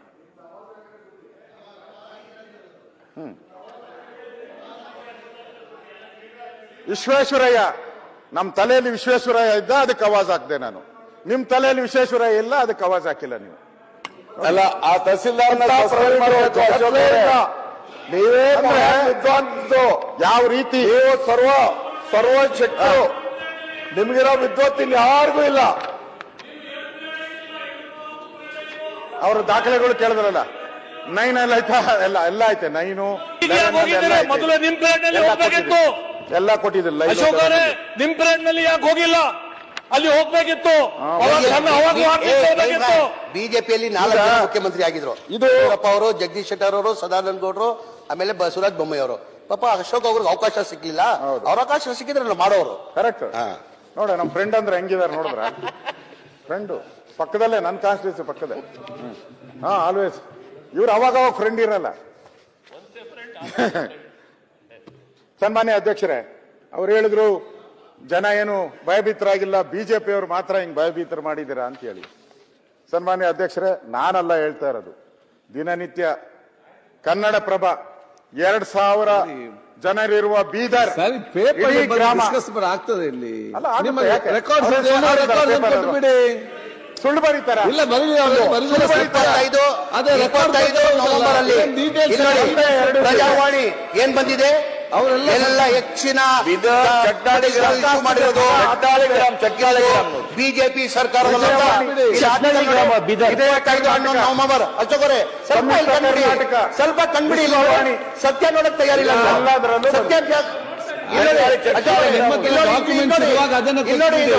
ಹೆಡ್ ಪೇಜ್ ಅಲ್ಲಿ ಆರ್ಟಿಕಲ್ ಪ್ರಜಾವಾಣಿ 25 ನವೆಂಬರ್ ಹೆಚ್ಚಿನ ಖಾತೆಗಳು ಆಗಿರೋದು, ನೋಟಿಸ್ಗಳು ಸರ್ವ್ ಮಾಡಿರೋದು ಬಿಜೆಪಿ ಸರ್ಕಾರ.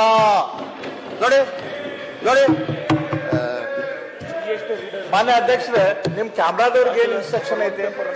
ಕ್ಯಾಮ್ರಾದ ನಾನು ಕೂಡ ಮಾತಾಡಿದ್ದೆ, ಅದ್ರ ಕ್ಲಿಪ್ಪಿಂಗ್ ತರ್ಸಿನಿ. ಈಗೂ ಅಶೋಕ್ ಅವ್ರು ಮಾತಾಡ್ಬೇಕಾರ ಯಾರು ಮೇನ್ ಸ್ಪೀಕರಿಂಗ್ ನೀವು ಅಲೋ ಮಾಡ್ತೀರ ಅವ್ರ ಕಡೆ ಫೋಕಸ್ ಮಾಡ್ಬೇಕು ಅಥವಾ ಬೇರೆ ಕಡೆ ಏನೋ ಇದರಲ್ಲೇ ಇದು ಇದೆ.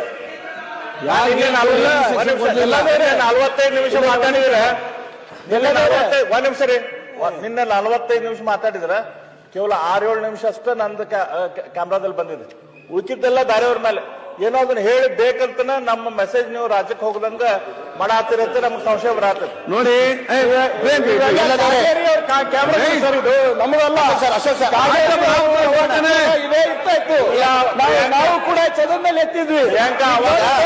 ನಿಮ್ಗೆ ಆಗಲ್ಲ, ಈಗ ಅವಾಗಿನ ತಂತ್ರಗಳು ಇವಾಗ ಯೂಸ್ ಮಾಡ್ತಾ ಇಲ್ಲ. ಈಗ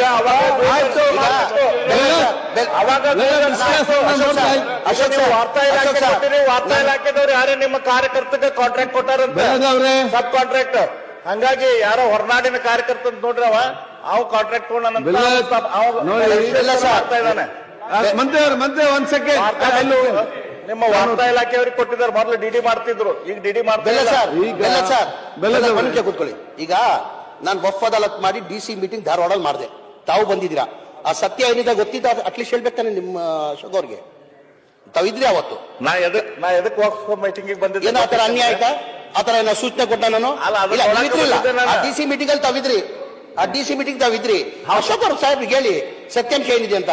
ಅಶೋಕ್ ಅವರೇ ಅಲ್ಲ, ತಮಗೂ ಕರೆದಿದೆ, ತಾವು ಬಂದಿಲ್ಲ. ತಮಗೂ DC ಅಧಿಕಾರಿ ಮೀಟಿಂಗ್ ಮಾಡುವಾಗ ತಮಗೂ ಕರೆದಿದ್ದೆ ನಾನು.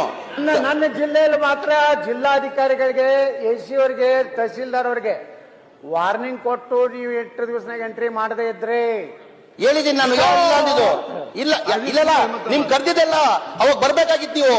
ಹಂಗ್ ಸತ್ಯ ಏನ ಇದ್ದಿದ್ರೆ ಆ ಮೀಟಿಂಗ್ ತಮಗೂ ನೋಟಿಸ್ ಆಹ್ವಾನ ಕೊಟ್ಟಿದ್ರು, ತಾವು ಬರ್ಬೇಕಾಗಿತ್ತು. ಹೌದಪ್ಪ, ಅನ್ಯಾಯ ಮಾಡಕ್ ಬರ್ತಾವ್ರಂತ ಹೇಳ್ಬಿಟ್ಟು ನಿಮ್ದೇ ಕ್ಷೇತ್ರದಲ್ಲಿ ನಿಮ್ಗೂ ಆಹ್ವಾನ ಕೊಟ್ಟಿದ್ರು DC ಅವರು, ಬರ್ಬೇಕಾಗಿತ್ತು. ಅದ್ರ ಸತ್ಯಾಂಶ ಇಲ್ಲ. ಹೇಳಿದೀವಿ, ನಿಮ್ಗೂ ಹೇಳಿದ್ವಿ. ಅವ್ರು ಬೆಲ್ಲದವ್ರು ಬನ್ನಿ, ಬೆಲ್ಲ ಸರ್ ಬಂದಿದ್ರು, ಬೆಲ್ಲ ಸರ್ ಬಂದಿದ್ರು ಕೇಳಿ. ಬೆಲ್ಲ ಸರ್ ಬಂದಿದ್ರು ಕೇಳಿ. ಆತರ ಏನು ಅನ್ಯಾಯ ಸನ್ಮಾನ್ಯ ಅಧ್ಯಕ್ಷರೇ, ಎತ್ತಾಳವರು ಬಿರಿಯಾನಿ ಕೊಟ್ಟಿದ್ರು ಬರೋರು. ಜಮೀರ್ ಅಹಮದ್ ಹೇಳಿದ್ರು ಪ್ರಜಾವಾಣಿ ನೋಡಿ. ಯಾವ್ದಾವ್ದು ನೋಡ್ತೀರಾ? ಪ್ರಜಾವಾಣಿ ನೋಡಿ ಅಂದ್ರು. ಬೇರೆ ಯಾವ್ದು ನೋಡ್ಬೇಡಿ, ಪ್ರಜಾವಾಣಿ ನೋಡಿ ಅಂದ್ರು. ಪ್ರಜಾವಾಣಿಯಲ್ಲಿ ಬಂದಿರುವಂತದ್ದು ಒಕ್ಕಾಸ್ತಿ ವಿವಾದ ಪರಿಹಾರಕ್ಕೆ ಸೂಕ್ತ ಮಾರ್ಗೋಪಾಯ ಶೋಧಿಸಿ. ಎಡಿಟೋರಿಯಲ್ ಪ್ರಜಾವಾಣಿ ನಾನು ಅಲ್ಲ. ಇದು ಪ್ರಜಾವಾಣಿ. ಅಶೋಕ್ ಸರ್, ನಾನು ಪ್ರಜಾವಾಣಿ ಅವರೊಂದು ತೋರಿಸ್ತಾರೆ. ಅವ್ರು ಹೇಳಿದ್ಕೆ ಪ್ರಜಾವಾಣಿ ಸತ್ಯ. ಅದ ನಿಮ್ಮಲ್ಲಿ ರೆಕಾರ್ಡ್ ಇದೆ ಅಲ್ಲ, ಆ ರೆಕಾರ್ಡ್ ಪ್ರಕಾರ ಮಾತಾಡಿ, ಅದು ನೋಡಿ ಮಾತಾಡಿ. ರೆಕಾರ್ಡ್ ತೋರಿಸ್ರೆ ಗಲಾಟೆ ಮಾಡ್ತಾರಲ್ಲ. ಇಲ್ಲ, ನೀವು ರೆಕಾರ್ಡ್ ಡೀಟೇಲ್ಸ್ ಕೊಡಿ, ರೆಕಾರ್ಡ್ ಅಲ್ಲಿ ಮಾತಾಡೋ ಸ್ಟ್ಯಾಂಡ್ಸ್ ಇಲ್ಲ ಆಗುವಂತ. ಅದರಿಂದ ಅದರಲ್ಲಿ ಏನು ಕೆಡ್ದ ಬರ್ದಿಲ್ಲ. ಪ್ರಜಾವಾಣಿಯಲ್ಲಿ ದಶಕಗಳಿಂದ ಕಗ್ಗಂಟಾಗಿ ಉಳಿದಿರುವ ಆಸ್ತಿ ವಿವಾದದ ಪ್ರಕರಣಗಳನ್ನು ಪರಿಶೀಲಿಸಿ ರೈತರ ಹಿತ ಕಾಯಬೇಕಾದ ಜವಾಬ್ದಾರಿ ಆಡಳಿತ ಪಕ್ಷಕ್ಕೂ ಇದೆ, ವಿರೋಧ ಪಕ್ಷಗಳಿಗೂ ಇದೆ. ಆಡಳಿತಾರೂಢ ವಿರೋಧ ಪಕ್ಷಗಳನ್ನ ವಿಶ್ವಾಸಕ್ಕೆ ತೆಗೆದುಕೊಂಡು ಪರಿಹಾರ ಮಾರ್ಗ ಸೂಚಿಸಬೇಕಾಗಿದೆ ಅಂತ ಎಡಿಟೋರಿಯಲ್ ಬರೆದಿದ್ದಾರೆ. ಅವ್ರು ಹೇಳಿರೋದಕ್ಕೆ ಹೇಳ್ತಾ ಇದ್ದೀನಿ. ಸನ್ಮಾನ್ಯ ಅಧ್ಯಕ್ಷರೇ, ಈಗ ನಾವೇನು ಒಕ್ಕಾಸ್ತಿನ ಬೇರೆಯವ್ರು ಕೊಡಿ ಅಂತ ನಾವೇನು ಹೇಳ್ತಾ ಇಲ್ಲ. ರೈತರು ಏನಿದ್ದಾರೆ, ದೇವಸ್ಥಾನಗಳೇನಿದೆ, ಫಾರೆಸ್ಟ್ ಏನಿದೆ, ಮಿಲಿಟರಿ ಏನಿದೆ, ರೈಲ್ವೇಸ್ ಏನಿದೆ, ಇದ್ರ ಬಗ್ಗೆ ಕ್ಲೈಮ್ ಮಾಡಬಾರ್ದು ಅನ್ನೋದು ನನ್ನ ಉದ್ದೇಶ. ಈಗ ನಿಮ್ಮ ಆಸ್ತಿನ ರಕ್ಷಣೆ ಮಾಡ್ಕೊಳ್ಳಿ, ನಾವೇನ್ ಬೇಡ ಅಂತ ಹೇಳಿದ್ದೀರಾ? ಈಗ ಬೆಂಗಳೂರಲ್ಲಿ ವಿನ್ಸನ್ ಮ್ಯಾನರ್ ಹೋಟ್ಲಿದೆ, ಎಷ್ಟು ಕೊಟ್ಟಿದ್ದಾರೆ ಗೊತ್ತಾ ಅಧ್ಯಕ್ಷರೇ? ಏನ್ 4 ಲಕ್ಷಕ್ಕೋ ಏನೋ ಕೊಟ್ಟಿದ್ದಾರೆ. Vinson manner 5 star. ನಾವೇನೋ ಕಾಂಗ್ರೆಸ್ನವರು, ನೀವಿದ್ದಾಗ ಏನ್ ಮಾಡಿದ್ರಿ? ನಾವಲ್ಲ ಕೊಟ್ಟಿದ್ದವರು, ನಮ್ ಸರ್ಕಾರ ಇರ್ಲಿಲ್ಲ ಅವಾಗ. ನಾವು ಬಂದು 9 ವರ್ಷ ಅಧಿಕಾರ ಮಾಡಿರೋದು, 9 ಇಯರ್ಸ್. ಉಳಿದಂತದ್ದೆಲ್ಲ ನೀವೇ. ಆಯ್ತು, ಮುಂದಕ್ಕೆ ಹೋಗುವ. ನೀವೇ ವಿನ್ಸನ್ ಮ್ಯಾನರ್ ಕತೆ. ವಿನ್ಸನ್ ಮ್ಯಾನರ್ ಐತಿ ಈಗ. ವಿನ್ಸನ್ ಮ್ಯಾನರ್ ಎಲ್ಲಾ ನಿಯಮಗಳನ್ನ ಗಾಲಿಗೆ ತೂರಿದ್ದಾರೆ. ಕೊಡ್ತೀನಿ ದಾಖಲೆ, ಅದನ್ನು ಆಮೇಲೆ ದಾಖಲೆ ಕೇಳ್ತಾರೆ ಅವರು ಇಮಿಡಿಯೇಟ್. ಅದಕ್ಕೆ ನಾನು ಜಮೀರ್ ಅಹಮದ್ ಮೊದಲೇ ಹೇಳ್ದ, ನಾನೆಲ್ಲ ದಾಖಲೆ ಕೇಳ್ತೀನಣ್ಣ ಹುಷಾರಾಗಿರು ಅಂತ. ಅದಕ್ಕೆ ದಾಖಲೆ ತರ್ತೀನಿ, ದಾಖಲೆ ತಂದಿದ್ದೀನಿ. ವಿಲ್ಸನ್ ಮ್ಯಾನರ್ದು ನಿಮ್ಗೂ ಗೊತ್ತಿದೆ, 5 ಸ್ಟಾರ್ ಹೋಟ್ಲು. ಸರ್, ವಿಲ್ಸನ್ ಮ್ಯಾನರ್ದು ತಮ್ಗೆ ಸತ್ಯ ಗೊತ್ತಿದೆ ಅಶೋಕ್ ಸಾಹೇಬ್ರೆ. ವಿಲ್ಸನ್ ಮ್ಯಾನರ್ ಲೀಸ್ ತಗೊಂಡಿದ್ದಾರೆ. 1998 ಲೀಸ್ ತಗೊಂಡು ವಕ್ಫ್ ಬೋರ್ಡ್ ಇಂದ ಲೀಸ್ ಪೀರಿಯಡ್ ಕ್ಲೋಸ್ ಆಗಿದೆ. ಸುಪ್ರೀಂ ಕೋರ್ಟ್ ಅಲ್ಲಿ ಕೇಸ್ ನಡೀತಾ ಇದೆ. ಸರಿ ಆಯ್ತು, ವಕ್ಫ್ ಬೋರ್ಡ್ ಲೀಸ್ ಕೊಟ್ಟಿರೋದು. ಲೀಸ್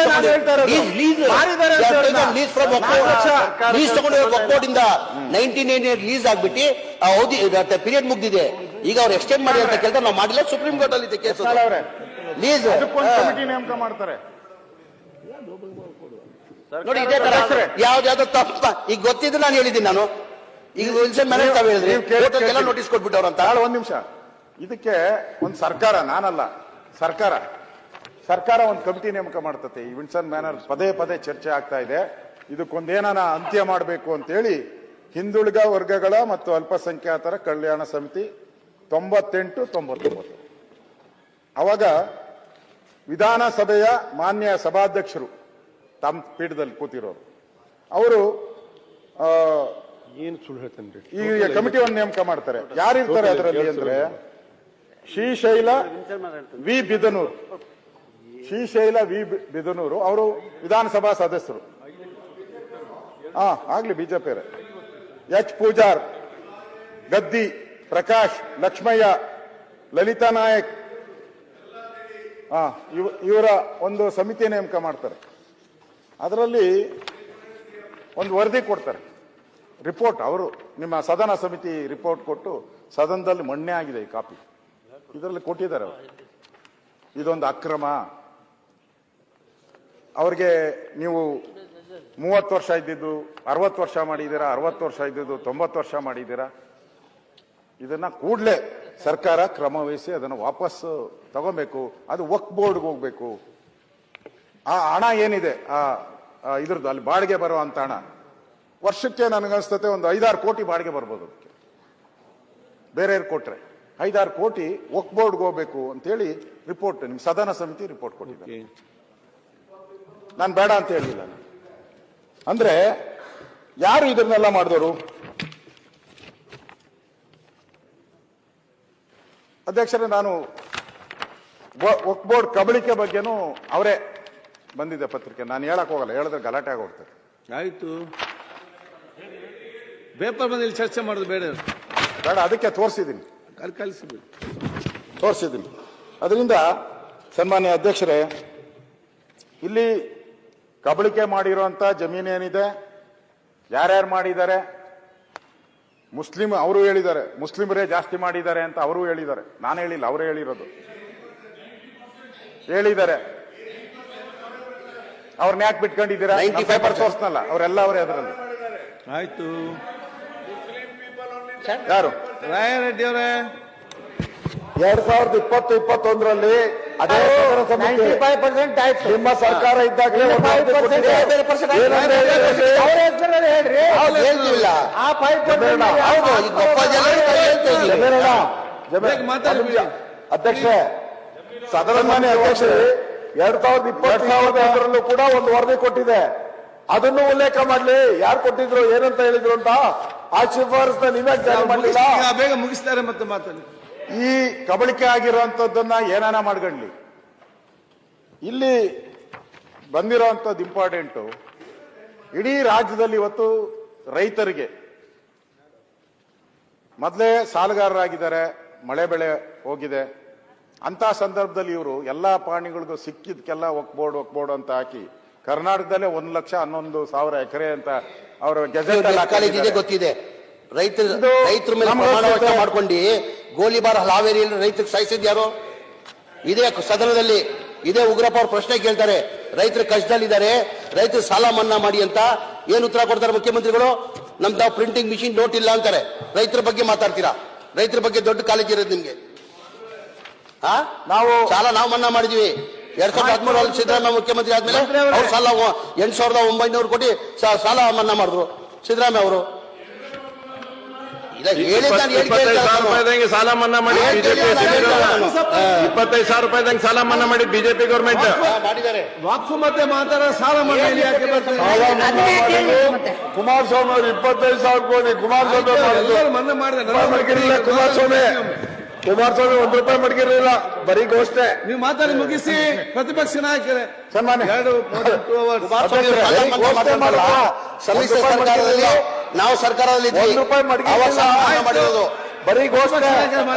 ಸನ್ಮಾನ್ಯ ಅಧ್ಯಕ್ಷರೇ, ಸರ್ಕಾರ ಬಂದಾಗ ತೀರ್ಸಿ ನಮ್ಮ ಕಾಲದಲ್ಲಿ ಮುಗ್ಸಾಕ್ ಕೊನೆ ನಮ್ಮ ಕಾಲದಲ್ಲಿ ಆಗಿದೆ ಸರ್, ಸಕಾಲ ಯೋಜನೆ ಬಂತು. ಆಗಿದೆ. ನಮ್ಮ ಕಾಲದಲ್ಲಿ ಸಕಾಲ ಯೋಜನೆ ತಂದು ಜನರಿಗೆ ಸಹಾಯ ಆಗ್ಲಿ ಅಂತ ಸಕಾಲ ಯೋಜನೆ ತಂದ್ರಿ. ಈ ಸಿದ್ದರಾಮಯ್ಯನವರ ಸರ್ಕಾರ ಬಂದ್ಮೇಲೆ ಚಿತ್ರ ವಿಚಿತ್ರ ಕಾಲ ಬಂದಿದೆ. ಅಧಿಕಾರಿಗಳಿಗೆ ಯಮಗಂಡ ಕಾಲ. ವಾಲ್ಮೀಕಿ ನಿಗಮದಲ್ಲಿ 187 ಕೋಟಿ. ಆಯ್ತು, ವಕ್ಫ್ಗೆ ಚಂದ್ರಶೇಖರ್ ಇದಕ್ಕೂ ವಕ್ಫ್ಗೆ ಏನ್ ಸಂಬಂಧ ಸಭಾಧ್ಯಕ್ಷ? ರಾಯಚೂರಿನಲ್ಲಿ ವಕ್ಫ್ ಮುಗಿಸಿ. ವಕ್ಫ್ಗೆ PSI ಸಾವು. ಅದಕ್ಕೆ ಇದಕ್ಕೆ ಪೊಲಿಟಿಕ್ಸ್ ಯಾಕೆ? ಗುತ್ತಿಗೆದಾರರಿಗೆ ರಾವ್ ಕಾಲ.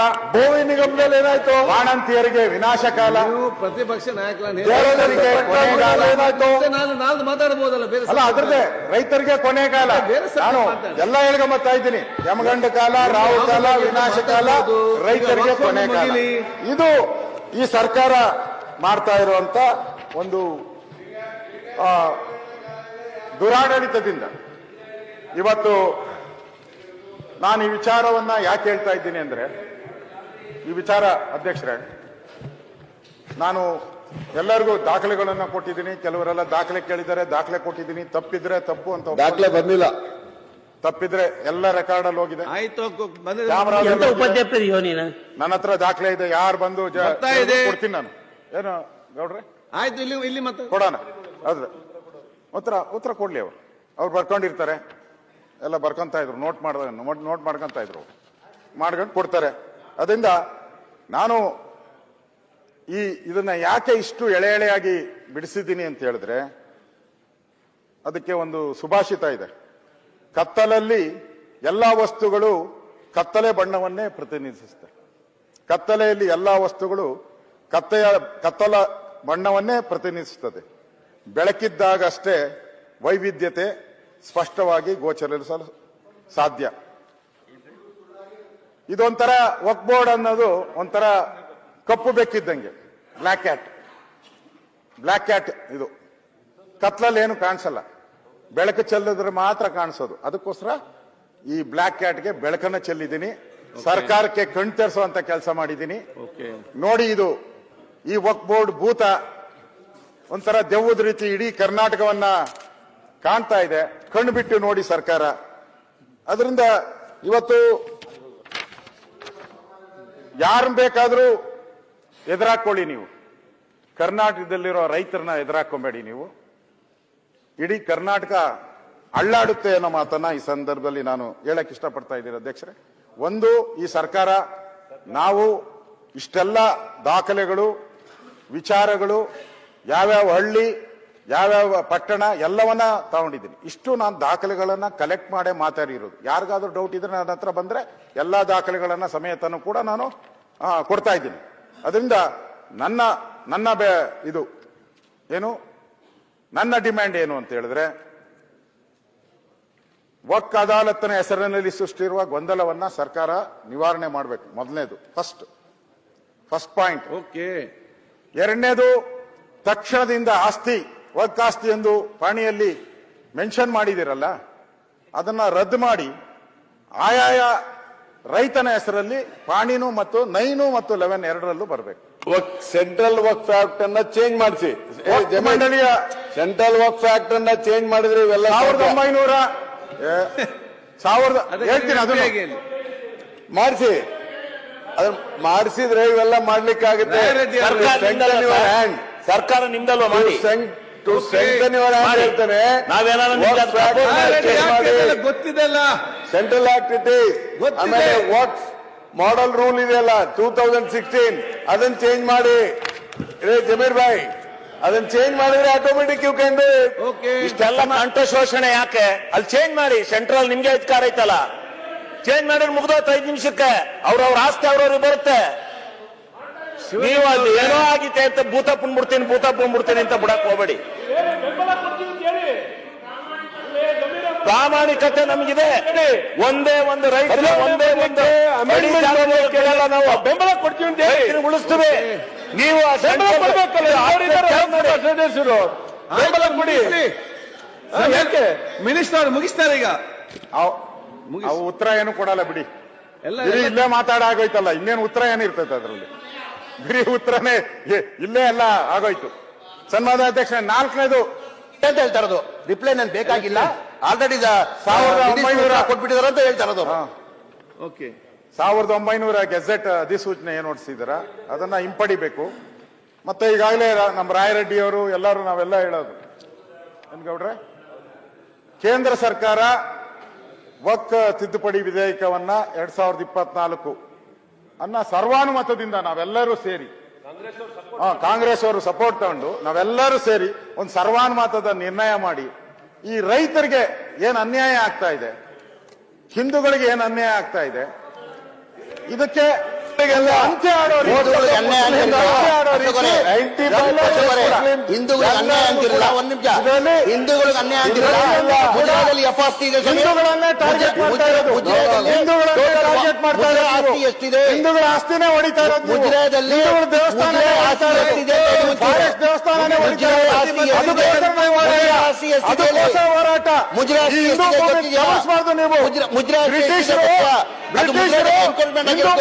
ನೀವು ಹೊಡೆದ್ರು, ನೀವು ಅದೇ ದಾರಿಯಲ್ಲಿ ಕಾಂಗ್ರೆಸ್ ಅವರು ಹಿಂದೂ ಮುಸ್ಲಿಮನ ಹೊಡಿತಾ ಇದ್ದೀರಾ. ನೀವು ಈಗ ಹಿಂದೂ ಮುಸ್ಲಿಂ ಇತಿಹಾಸ ತೆಗಿರಿ. ಜನಗಳ ಮಧ್ಯದಲ್ಲಿ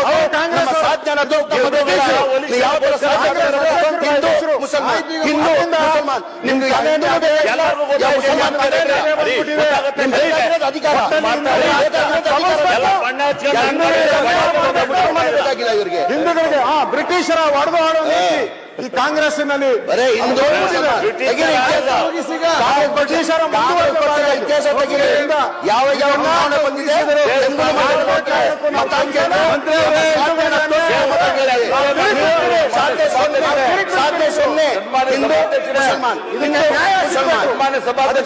ಹೋರಾಟ. ಓಕೆ ಆಯ್ತು, ಕೂತ್ಕೊಳ್ಳಿ ಈಗ. 1 ನಿಮಿಷ, ಒಂದ್ ಸೆಕೆಂಡ್